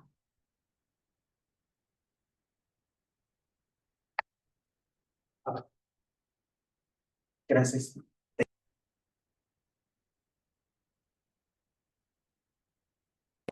Or that are busy, that can't get here to pay their stuff, that aren't doing it online, they could come after hours and just give a little card, pay their bill, and be gone out of town or wherever they're going. I think it just makes.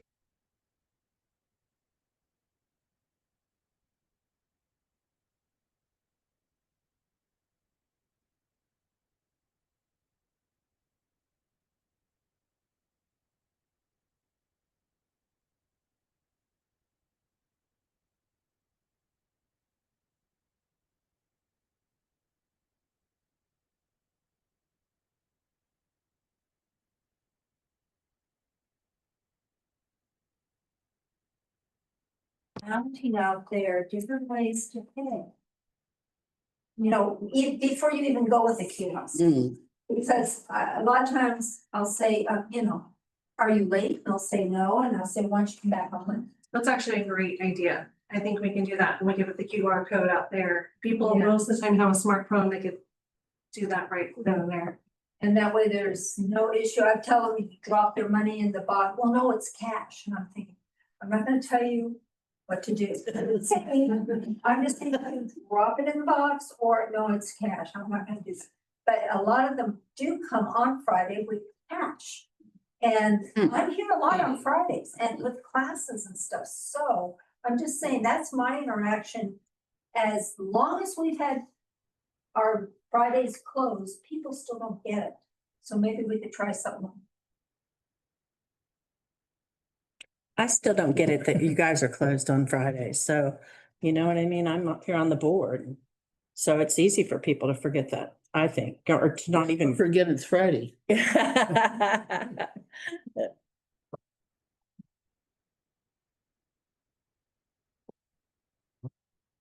was gonna make a comment. I am in agreement with the customer service, personal service situation. Also, I don't even know if you have room for a kiosk here. Or if that's over. And then I've been a victim of the DMV kiosk situation, which it gets rather abstract and weird. I've been having to help people on that. And it's very frustrating. Yeah, Not looking payments. to move away from the customer service experience. This was added, not Yeah. taken away. But I understand your concern. Yeah, and I don't really like Paymentus's software, as I've referred to before. When you pay it and then it comes up really big and says, you're paying this plus this, you know what I mean? And it's so ugly. And yeah, I would be a little concerned what their interface is gonna be for that. We've made zero commitment to any. Oh, yeah. Is it something that would be attached to the wall, or you were saying that maybe it'd have to be a hole in the wall? I was thinking mounted on the roof and then a free ladder. No, yeah, the through wall would, we need to break a hole somewhere. Yeah. Which, as Director Fick mentioned, we don't have room for it. So that's why we were thinking of the indoor, but then it's limited and then we don't really want an outdoor. So, it's tricky, but And it's still charge $220 a payment. Right, yeah. No, this one charges $5 a payment for the convenience. Yeah. Well, people have about 20 days to resolve how to pay their bill. They should be able to figure something out, I would imagine. I think this is just an example of us, it's been asked of us to be innovative and thoughtful and what can be out there. And this is just an example of checking other things out. We're not stagnant. We're, making sure that we're looking into everything that we can, whether or not this comes to fruition still has not been. Is there an example somewhere that's doing this that we could see, the high desert or something? Again, before we even get there, I think we just need to do the more of the cost benefit analysis. Yeah. This is just, like I said, sneak peek. Not a can of worms.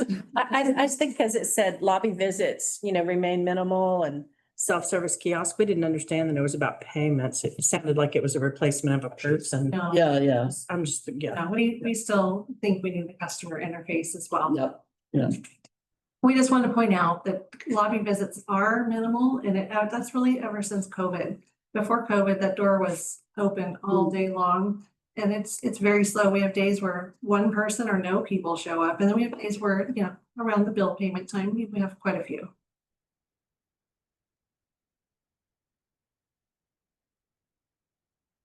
So some common customer concerns. There seems to be a recurring theme, especially now that it's in the warmer season of the year, with irrigation and customers admitting that they manually water and they leave their hoses on. Property managers for STRs don't fess up to owners. We get quite a few calls from property owners that are out of town, out of state, out of country, arguing, oh, I talked to my property manager and they said, there's no way this, and that. So then we go and we use our field logic device and we say, oh, on May 7th at about 2 p.m., someone left something on for 3 days in a row. Oh my God. So what's interesting with these is that you can see, typical usage Yeah. here, which then this transfers up to this area. So it's something in addition to the normal,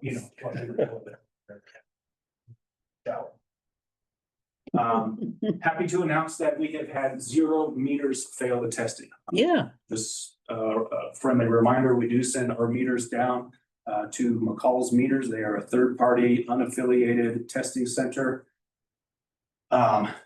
Not a lot of customers want to pay for that, but those that are adamant that something is wrong with the meter, they're more than willing to pay for that. So that was the example of the field logic device. So we've seen many examples of these graphs and what they look like. A lot of them are just, you can tell every day someone goes to work at 8 a.m. because they get up and they take a shower at 6:50 because it's the same use every single day. So that's the kind of consumption that we like to see. We don't enjoy showing customers this, but what has happened where previously a customer would call really upset, blaming the district, blaming meter reading, blaming one field staff, blaming everybody but themselves. And being frustrated with a higher than normal bill, which is understandable. So now when we have this information, they can still be frustrated, which is once again understandable, but it's not aimed at us. It's more kind of like, oh shoot, I have something going on. I need to figure it out. So that's kind of been the real benefit of those devices, in my opinion. So I wanted to thank my staff and all staff here for always helping me learn and ways to improve, and also the field staff for always sharing their knowledge. They enjoy, you might have remembered, there was a crew drawing of a connection, service connection on the board prior to my awesome Toyota Tacoma here, but it really helps us when we're talking to customers on the phone for us to be able to go out and that integration with GeoViewer and Encode where we can see the field staff notes, and then we can see what they saw when they were out in the field. And we've seen some doozies, water everywhere. So it's been really beneficial. So I want to thank them especially for helping us out. And I'll be happy to try to answer any more questions. I just had one question. It was on that slide. I thought it was slide number 9, but expiration versus void. I noticed that the numbers, when you had that, yeah, so see, it was 7.3% up at the top and 10.545. And then at the bottom, it was 17.9%. So it was like the 7% moved over to the 10.45, right? And I didn't understand the difference between expiration rate and void rate, what those words mean in this, you know. I'll have to double check what DocuSign's description is. Oh, okay. If that would be all right. I don't. Yeah, that's know off fine. the top of my head exactly what their terminology is. But that's an excellent point. Okay. Jane, I'm wondering how much contact the water district has with property managers. What? Because, Property managers. yeah, the guys that are having the issue with the owners. Okay. It seems to me, I was just thinking that maybe they would be included in some of Kathleen's classes. I know she's included property owners on occasion.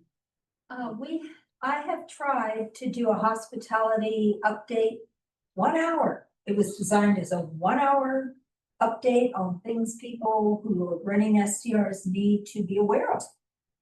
And nobody cares. They don't, managers are welcome, owners are welcome. And I would publicize the heck out of it and nobody cares. They just don't care. Yeah, I think property managers are pretty important in this scheme of things, and it's too bad. Some come right in and they say, I had a leak at this property. How can we Yeah, do something? So. because I think we have a lot of those people in this community. Yes. Maybe not as many as we used to, as Airbnbs are closing down and selling furnished. Yeah. thank you, David. Thank you.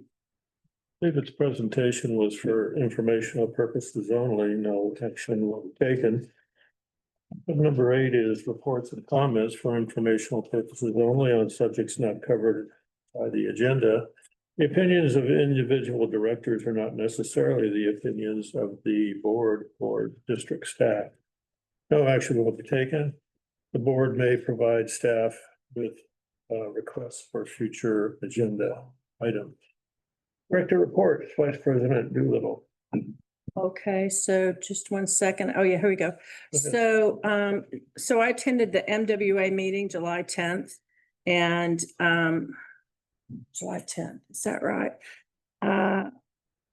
No, I attended it again, actually, with, and the, did I have I reported on that already? So the last, when was the last, I went. Okay, all right, yeah, I think I must have.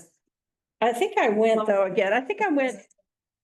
Yeah, but no, I went again, so, and again, what they did is, I know I did because I sent General Manager Johnson a copy of their new policy regarding how they are going to manage charging for water a little differently, and that's the thing that it says in the minutes that I encourage people to watch the video of that meeting for context. And what I really meant was like the staff, just because it's such a sea change. And that was pretty much it. The rest of it was, unless President Flowen has something else to add, the rest of it was that, general business. And then I just had one thing. I just wanted to share that the cadet prayer It asks that we choose the harder right instead of the easier wrong.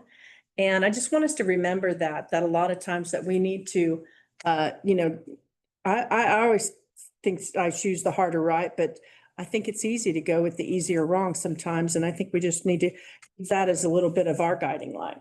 So thank you. Director Fick?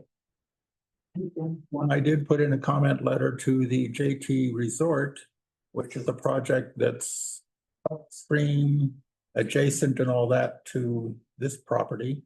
And it was just a rezoning. Out of 440 pages, they didn't mention that it's the JT Resort. It was just the rezoning of 37 acres with 7 acres of commercial to 16 acres of commercial instead, and that was it.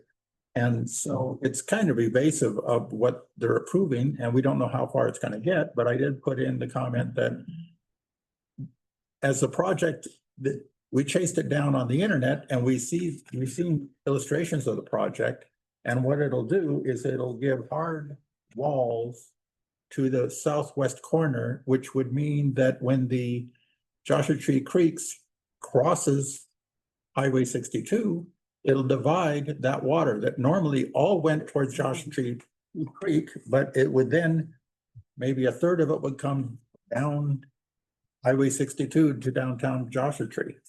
And so they don't think of this because they haven't shown us the project. So I talked to my lawyer about it and he said it was rather evasive, but they do it all the time, all over the state. They do zoning changes without mentioning what the project is about. And I think that's not a good thing to do.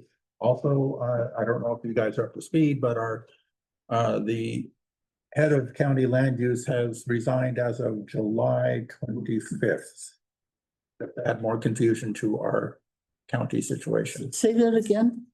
Mark Wardlaw, the head of land use. Now, land use is head of building and safety, planning, and code enforcement. He resigned as of July 25th, Friday, I don't know, about a week ago, which adds even more confusion to our county planning department.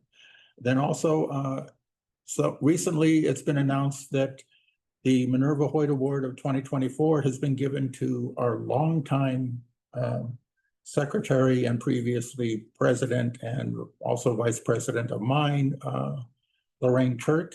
And it's a long time recognition. She's built it through, let's see, since 2009, and she's been putting such effort towards MBCA. Right now, MBCA has a lot of good workers, including Vice President Doolittle and Janet Johnston. The thing is, Lorraine Turk has been at this same level of work for MBCA for 16 years now, 16 years. And so it's a very well-deserved award. So I'm proud of what MBCA has been doing through the decades. And I'm proud to be a member of it. And she's a ratepayer. Yes. Oh, right. Oh, yeah, you know how good she is. Yeah, I met her at 2005. She was having to push 4 soccer fields. At Copper Mountain College had this pipe dream of 4 soccer fields, a football field, and a baseball field. And they would have been a lovely customer for our water district. But that was defeated through a long story. That's my report. Director Charlesburg? Let's see, had a question. Oh, first of all, I want to thank, I'm assuming that Lisa is responsible for the new cards. With my cell phone number on it, because I'm using my cell phone when I'm out and about handing out cards. So rather than having a home number on it, that's what makes sense. So I appreciate it. Also, I was curious, have requested some clothes to be, I forget what you call it. Anyway, the logo put on my, Oh, that's still in process. I'm wondering if you have an ETA for that. Ask Adriana. The orders were I'm just placed, curious. and then we have to go to the embroidery place. So it's about a month-long process. Okay, I'm just curious. That kind of was, I'm going to conference the end of this month, but I don't know. Okay, it'd be nice to have something. July 14th, I attended with President Sloan DeLander's Homestead Valley Association meeting. Again, it's well worth going to.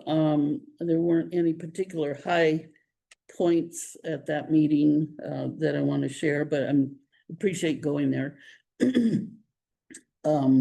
And as I mentioned before, it's kind of replacement of our MAC, which I don't know if we're ever going to get. People are still asking for it. That's the Municipal Advisory Council that's supposed to be representing our supervisor, county supervisor. On July 21st, I attended the dinner meeting in somewhere east of here, no, west of here. Kind of forgotten what, but the presentation was forgettable as far as I'm concerned. It lasted about 5 minutes and I didn't even, but I felt that the best reason for going to these dinners when usually I'm going because of the what the topic is, but this one was kind of not clear. But the networking that happens there, I think, is very valuable. And I ended up meeting several people at my table that I'm hoping I'm going to continue to have contact with. And then I just wanted to mention that Director Fick and I are going to attend the BIA meeting on Friday in Ontario. And those are always interesting. It's more business oriented, but they're talking about, they're very interested in what's going on in the federal administration level. And so I want to hear their take on it. And then I was just curious about, and maybe it'll come up with the general manager's report, the recruiting efforts that, how's that going and how is it done? Because there's lots of openings apparently. So thank you. I'll bring it up. Thank you. Director Short. I did not attend any official meetings. However, I did come here and watch a very informative video on the repairs to well 15 that are underway. We got to watch a before and after video of the brushing of it, and it's for Tom was there, but I think all the other board members should go and watch it. It's very informative. And it's good to see just how much we're getting out of this right now and where our money's going. And so I appreciate Ray giving us that presentation. It was very good, informative. And how do we do that? At the last board meeting, we said anybody that was interested to let us know, and Director Short let us know. It's the only one that. Okay, so set it up as if we. It'd be preferred to coordinate efforts so that we're not doing this back to back to back. But Jane, you and I saw that last year when we used to have an engineering committee, when we had the water resources. Actually, it wasn't the same thing, but it was similar. Yeah. Yes, you're That was, right. remember it was the video with the diver and. That was the reservoir. So this is Oh, the okay. well. The well, okay. Yeah. We have to well 15, it showed a before and an after. So okay. after the brushing and the baling, and it's a pretty cool video. And then Ray is such a great teacher. So he just explains things in such a way that's helpful. And I forgot something. May I say one last thing? That's it for me. Yeah. Are you done? I forgot something because I was struggling to remember the MWA stuff. So I'm just curious again about when we're going to get the work plan. So the strategic plan, how many months old is the strategic plan now? I was looking for a date on it. It was earlier this year. You don't remember. Yeah, I think we finished it maybe in January. I think so. Anyway, so it's been like 6 months, at least 7 months. And what's going to happen if we don't do it is you're going to be hiring a new director of operations and you're going to be too busy to do it. And so what's happening is we're going off and doing all this work without any kind of a work plan that's tied to our strategic plan. And it was one of the hallmarks of this, doing this. And so, I understand what you're saying, and I am working on a business plan. I'll be bringing that to a future board meeting so that you can take a look at it and we can get on the same page.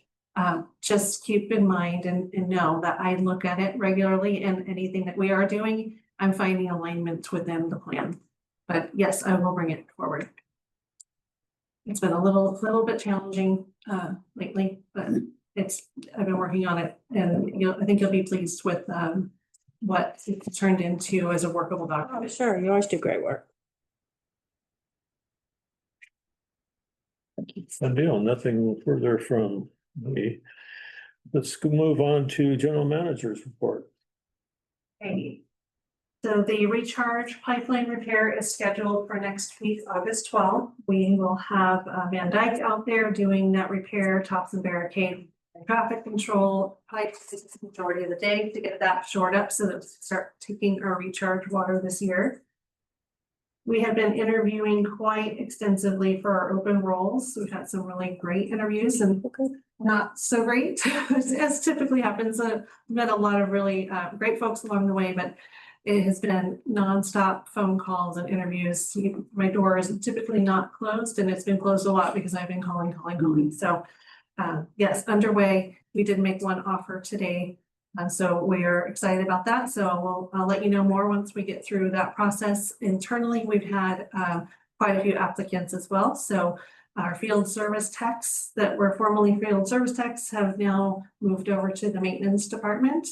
And you should just see the joy on the crews right now. They're really just working together so cohesively. So it's super important that we recruit the right folks to continue this path. And we're gonna have a very, very good future ahead of us. I'm certain the more senior roles are definitely challenging.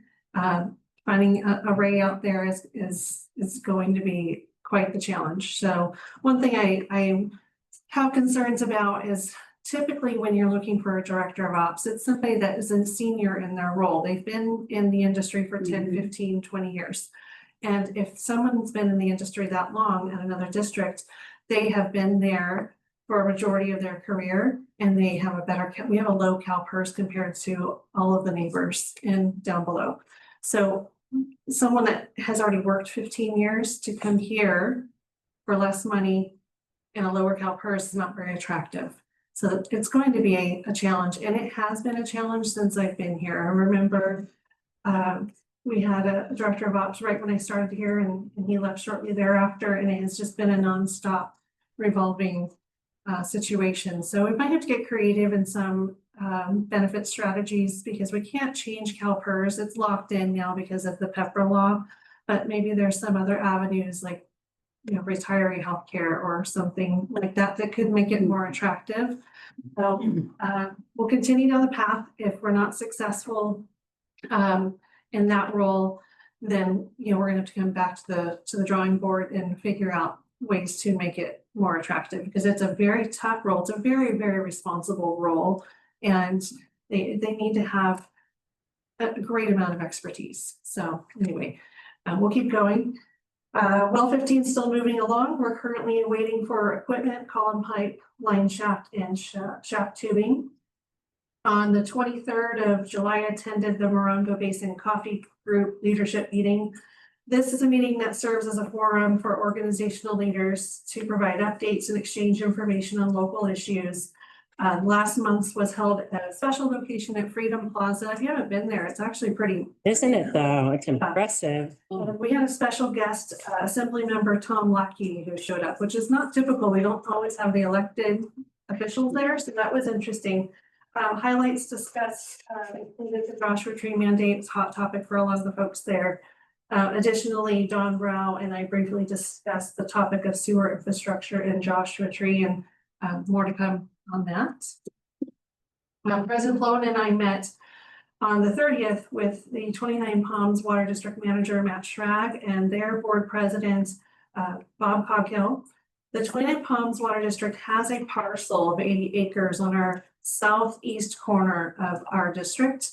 Had it for over 30 years. It's very largely undeveloped with the exception that they do have there. And they are entertaining the idea of going to LAFCO and have an annexation of that parcel to their district. So Matt has offered to come in and have a meeting, to be a presenter at one of our meetings to give more information so that you can ask questions. There's obviously lots of questions. They don't have to come to us to ask for permission. They can go straight to LAFCO, but they want to be good neighbors and make sure that we are communicating about it. And it's not just like we're coming to take your property that belongs in your district, but it does pose them some jurisdictional issues and some tax issues, not having property that they manage in their district boundaries. So Matt will come and explain that further, and so that you have some clarity on that topic. Did I cover that well enough? Okay. I do have one question about that. Sure. So I wonder how they came about owning property in our Yeah. district. Was this old property that came with some old water district that was consolidated or something? Matt described that it probably should in a former, because a LAFCO review is done periodically, probably should have been discovered a long time ago that it really belongs in their boundaries. They have that reservoir there. Part of their engineering probably determined that this parcel works best for the elevation of that reservoir. It was for sale, they bought it. And it just so happened to be within the boundaries of our district. So Is it about 80 acres? 80 acres, largely undeveloped. You know, they were very clear. They don't intend to develop it. They don't intend to subdivide it. They don't intend to drop a well. They don't intend to do all these things. They intend to take, yeah, those were concerns and, you know, viable concerns. They intend to go through the process and take care of all the administrative work and to take care of all the fees for that process. And of course, you know, it'll take participation from us, but they are going to take up the lion's share of doing that. And it's an easier process if we go there as partners than going there as protesters. But we need to understand all the facts and all the legalities of it, you know, before going through that. So. And lastly, this will excite you guys. Yesterday, we met with the Lovemore Group. It was our first meeting we've had with them. And very preliminary. They had a lot of questions about will serve and how this all works. And there's a lot of questions and a lot more questions than answers at this point. I suspect it will be bringing, because it's more than 10, these will serves would need to come to the board. So that I suspect will be coming after they finish their steps. They have a lot of steps to take still before they get to that point. But once they take those steps, I anticipate they will, then it'll be coming to you guys, you know, and with, you know, guidance from Jeff or Nicole on that project. It's complicated. It's not an easy one because of, you know, the subdivision, the amount of meters, and of course the sewer component. So very complicated. Again, I have more questions than answers, but I'm happy to answer any questions that I can. And that's the end of my reports.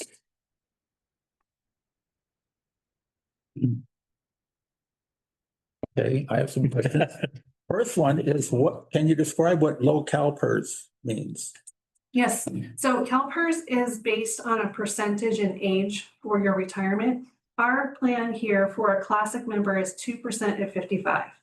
If you come from another district, they would have their classic membership percentage as well.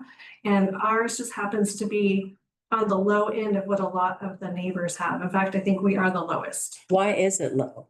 Well, it was what was selected at the time. Our district, to my knowledge, was that one of the last districts in the region to even put CalPERS in place. We didn't have it until 2008, which was part of our recruitment issues because everyone else had it and we didn't. So finally we got it, but when they put it in, they chose the least expensive plan is my assumption. And now that Pepper's come in, you used to be able to go in and go back and renegotiate your contract with CalPERS and you could change your percentages. But now, because of PEPRA, the new law that came in 2013, you can't make any adjustments. What we can make adjustments to is the 457 contribution or any other perks or benefits, but not to CalPERS. And they can't transfer what they've been paying into. They can, but it will lower their retirement rather than increase their retirement. Mhm. So they'll have, you know, because your formula for retirement is based on your annual salary. It's based on years of service and it's based on that percentage. Yeah, well, no wonder. So Mm. they get 2% no matter what we gave them, right? If we gave them much extra stuff, they'd still just be getting 2%. For CalPERS. Right, yeah. Yeah. Right. But if you're at, you know, I believe. I don't know exactly, but other ones have 3% or 2.5%, or 2.75%, and it makes a big difference. Mm. Is that low CalPERS in stone or can it be changed? It cannot be changed. Changed, yeah. It's a good question. It is, yeah, but it can't be changed. 2013 changed all of CalPERS across California. It's codified in the law. You cannot change it. Well, different topic on the Lovemore issue. My guess would be that until the court says it's a stay, that they're making noises towards you. But once this, I know the settlement meeting happened. I do not have any information on the settlement meeting, but it's going to court most likely. And when the court gets it, they'll say, stop all progress on the project until we have a determination by the court. That's usually what happens. So that would be my concern on that. Sure, sure. And I know that Lovemore Ranch Incorporated or whoever they are, they're pretty loose in how they do things. Well, we're just going to follow the policies that we have in place and go through the steps and, help them like we would help any other customer, except for the fact that I won't be signing the will serve letters that will come to the board.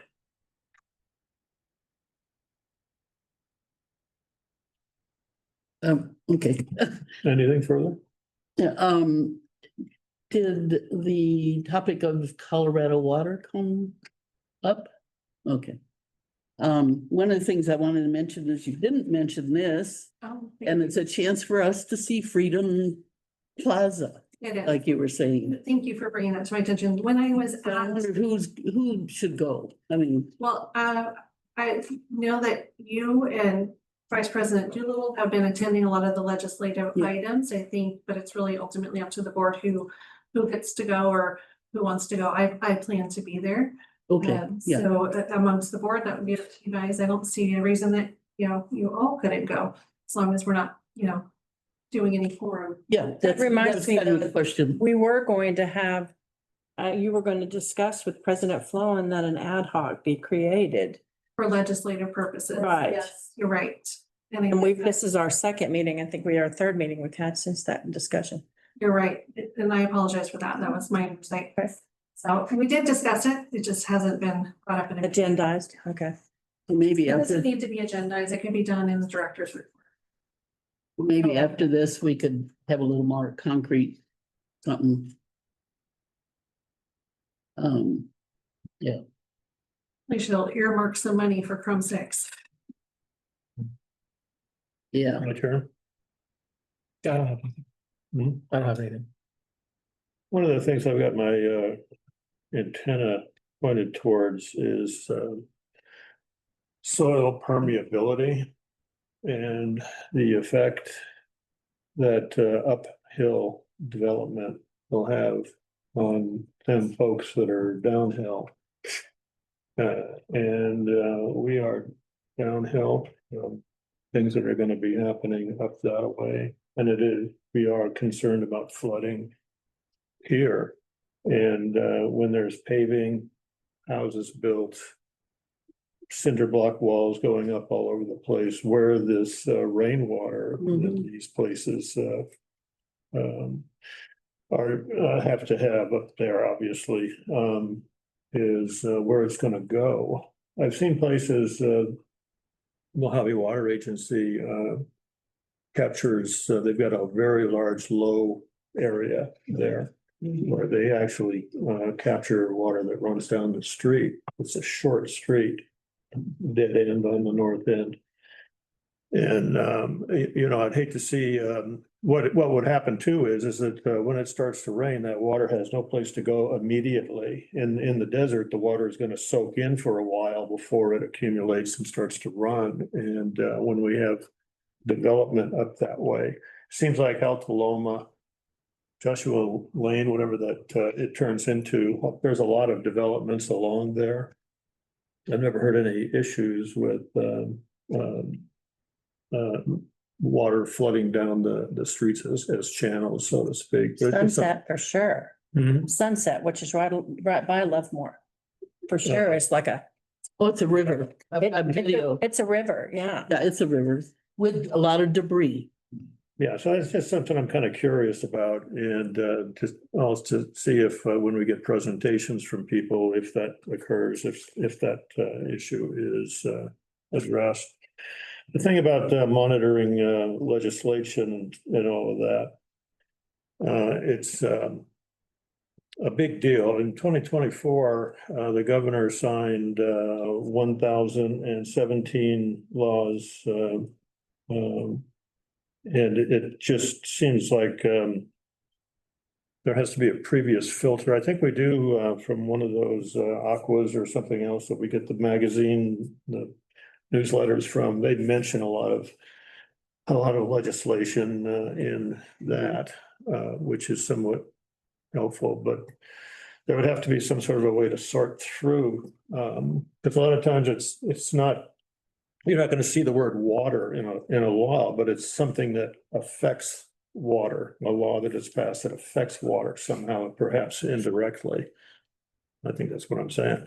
And so we may, in this snowstorm of legislation, I mean, here we are that we've been a state for 175 years, and we have to still have 1,017 laws in 2024 to try and get it right.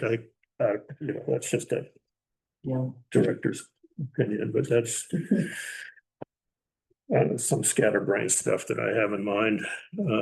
So at this time, which is 7:21, I will pause this regular board meeting for a closed session. It's listed as item 9 on the agenda, which is conference with legal counsel, anticipated litigation, government code section 54956.9 D2 is gives us permission to have closed sessions. The board will reconvene in these chambers where we will announce any actions that are taken. Perhaps, hopefully, our attorney will do that. There's a smile from her. So there you have it.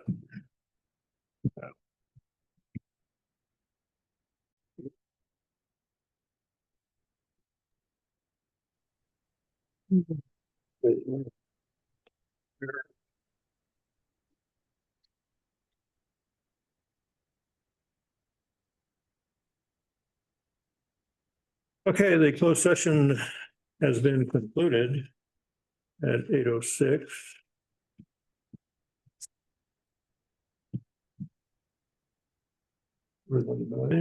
Attorney Nicole, could you report out, please? Sure.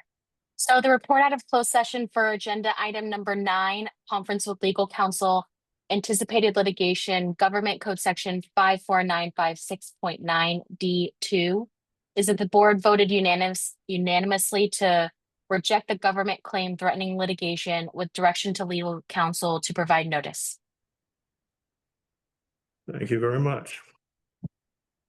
Future director meetings are noted on the bottom of the agenda. Is there a motion to adjourn this regular meeting? I'll make the motion. Second. Thank you very much. All in favor, say aye. Aye. Okay. Thank you, Nicole. Thank you, Sure. guys. Have a good night.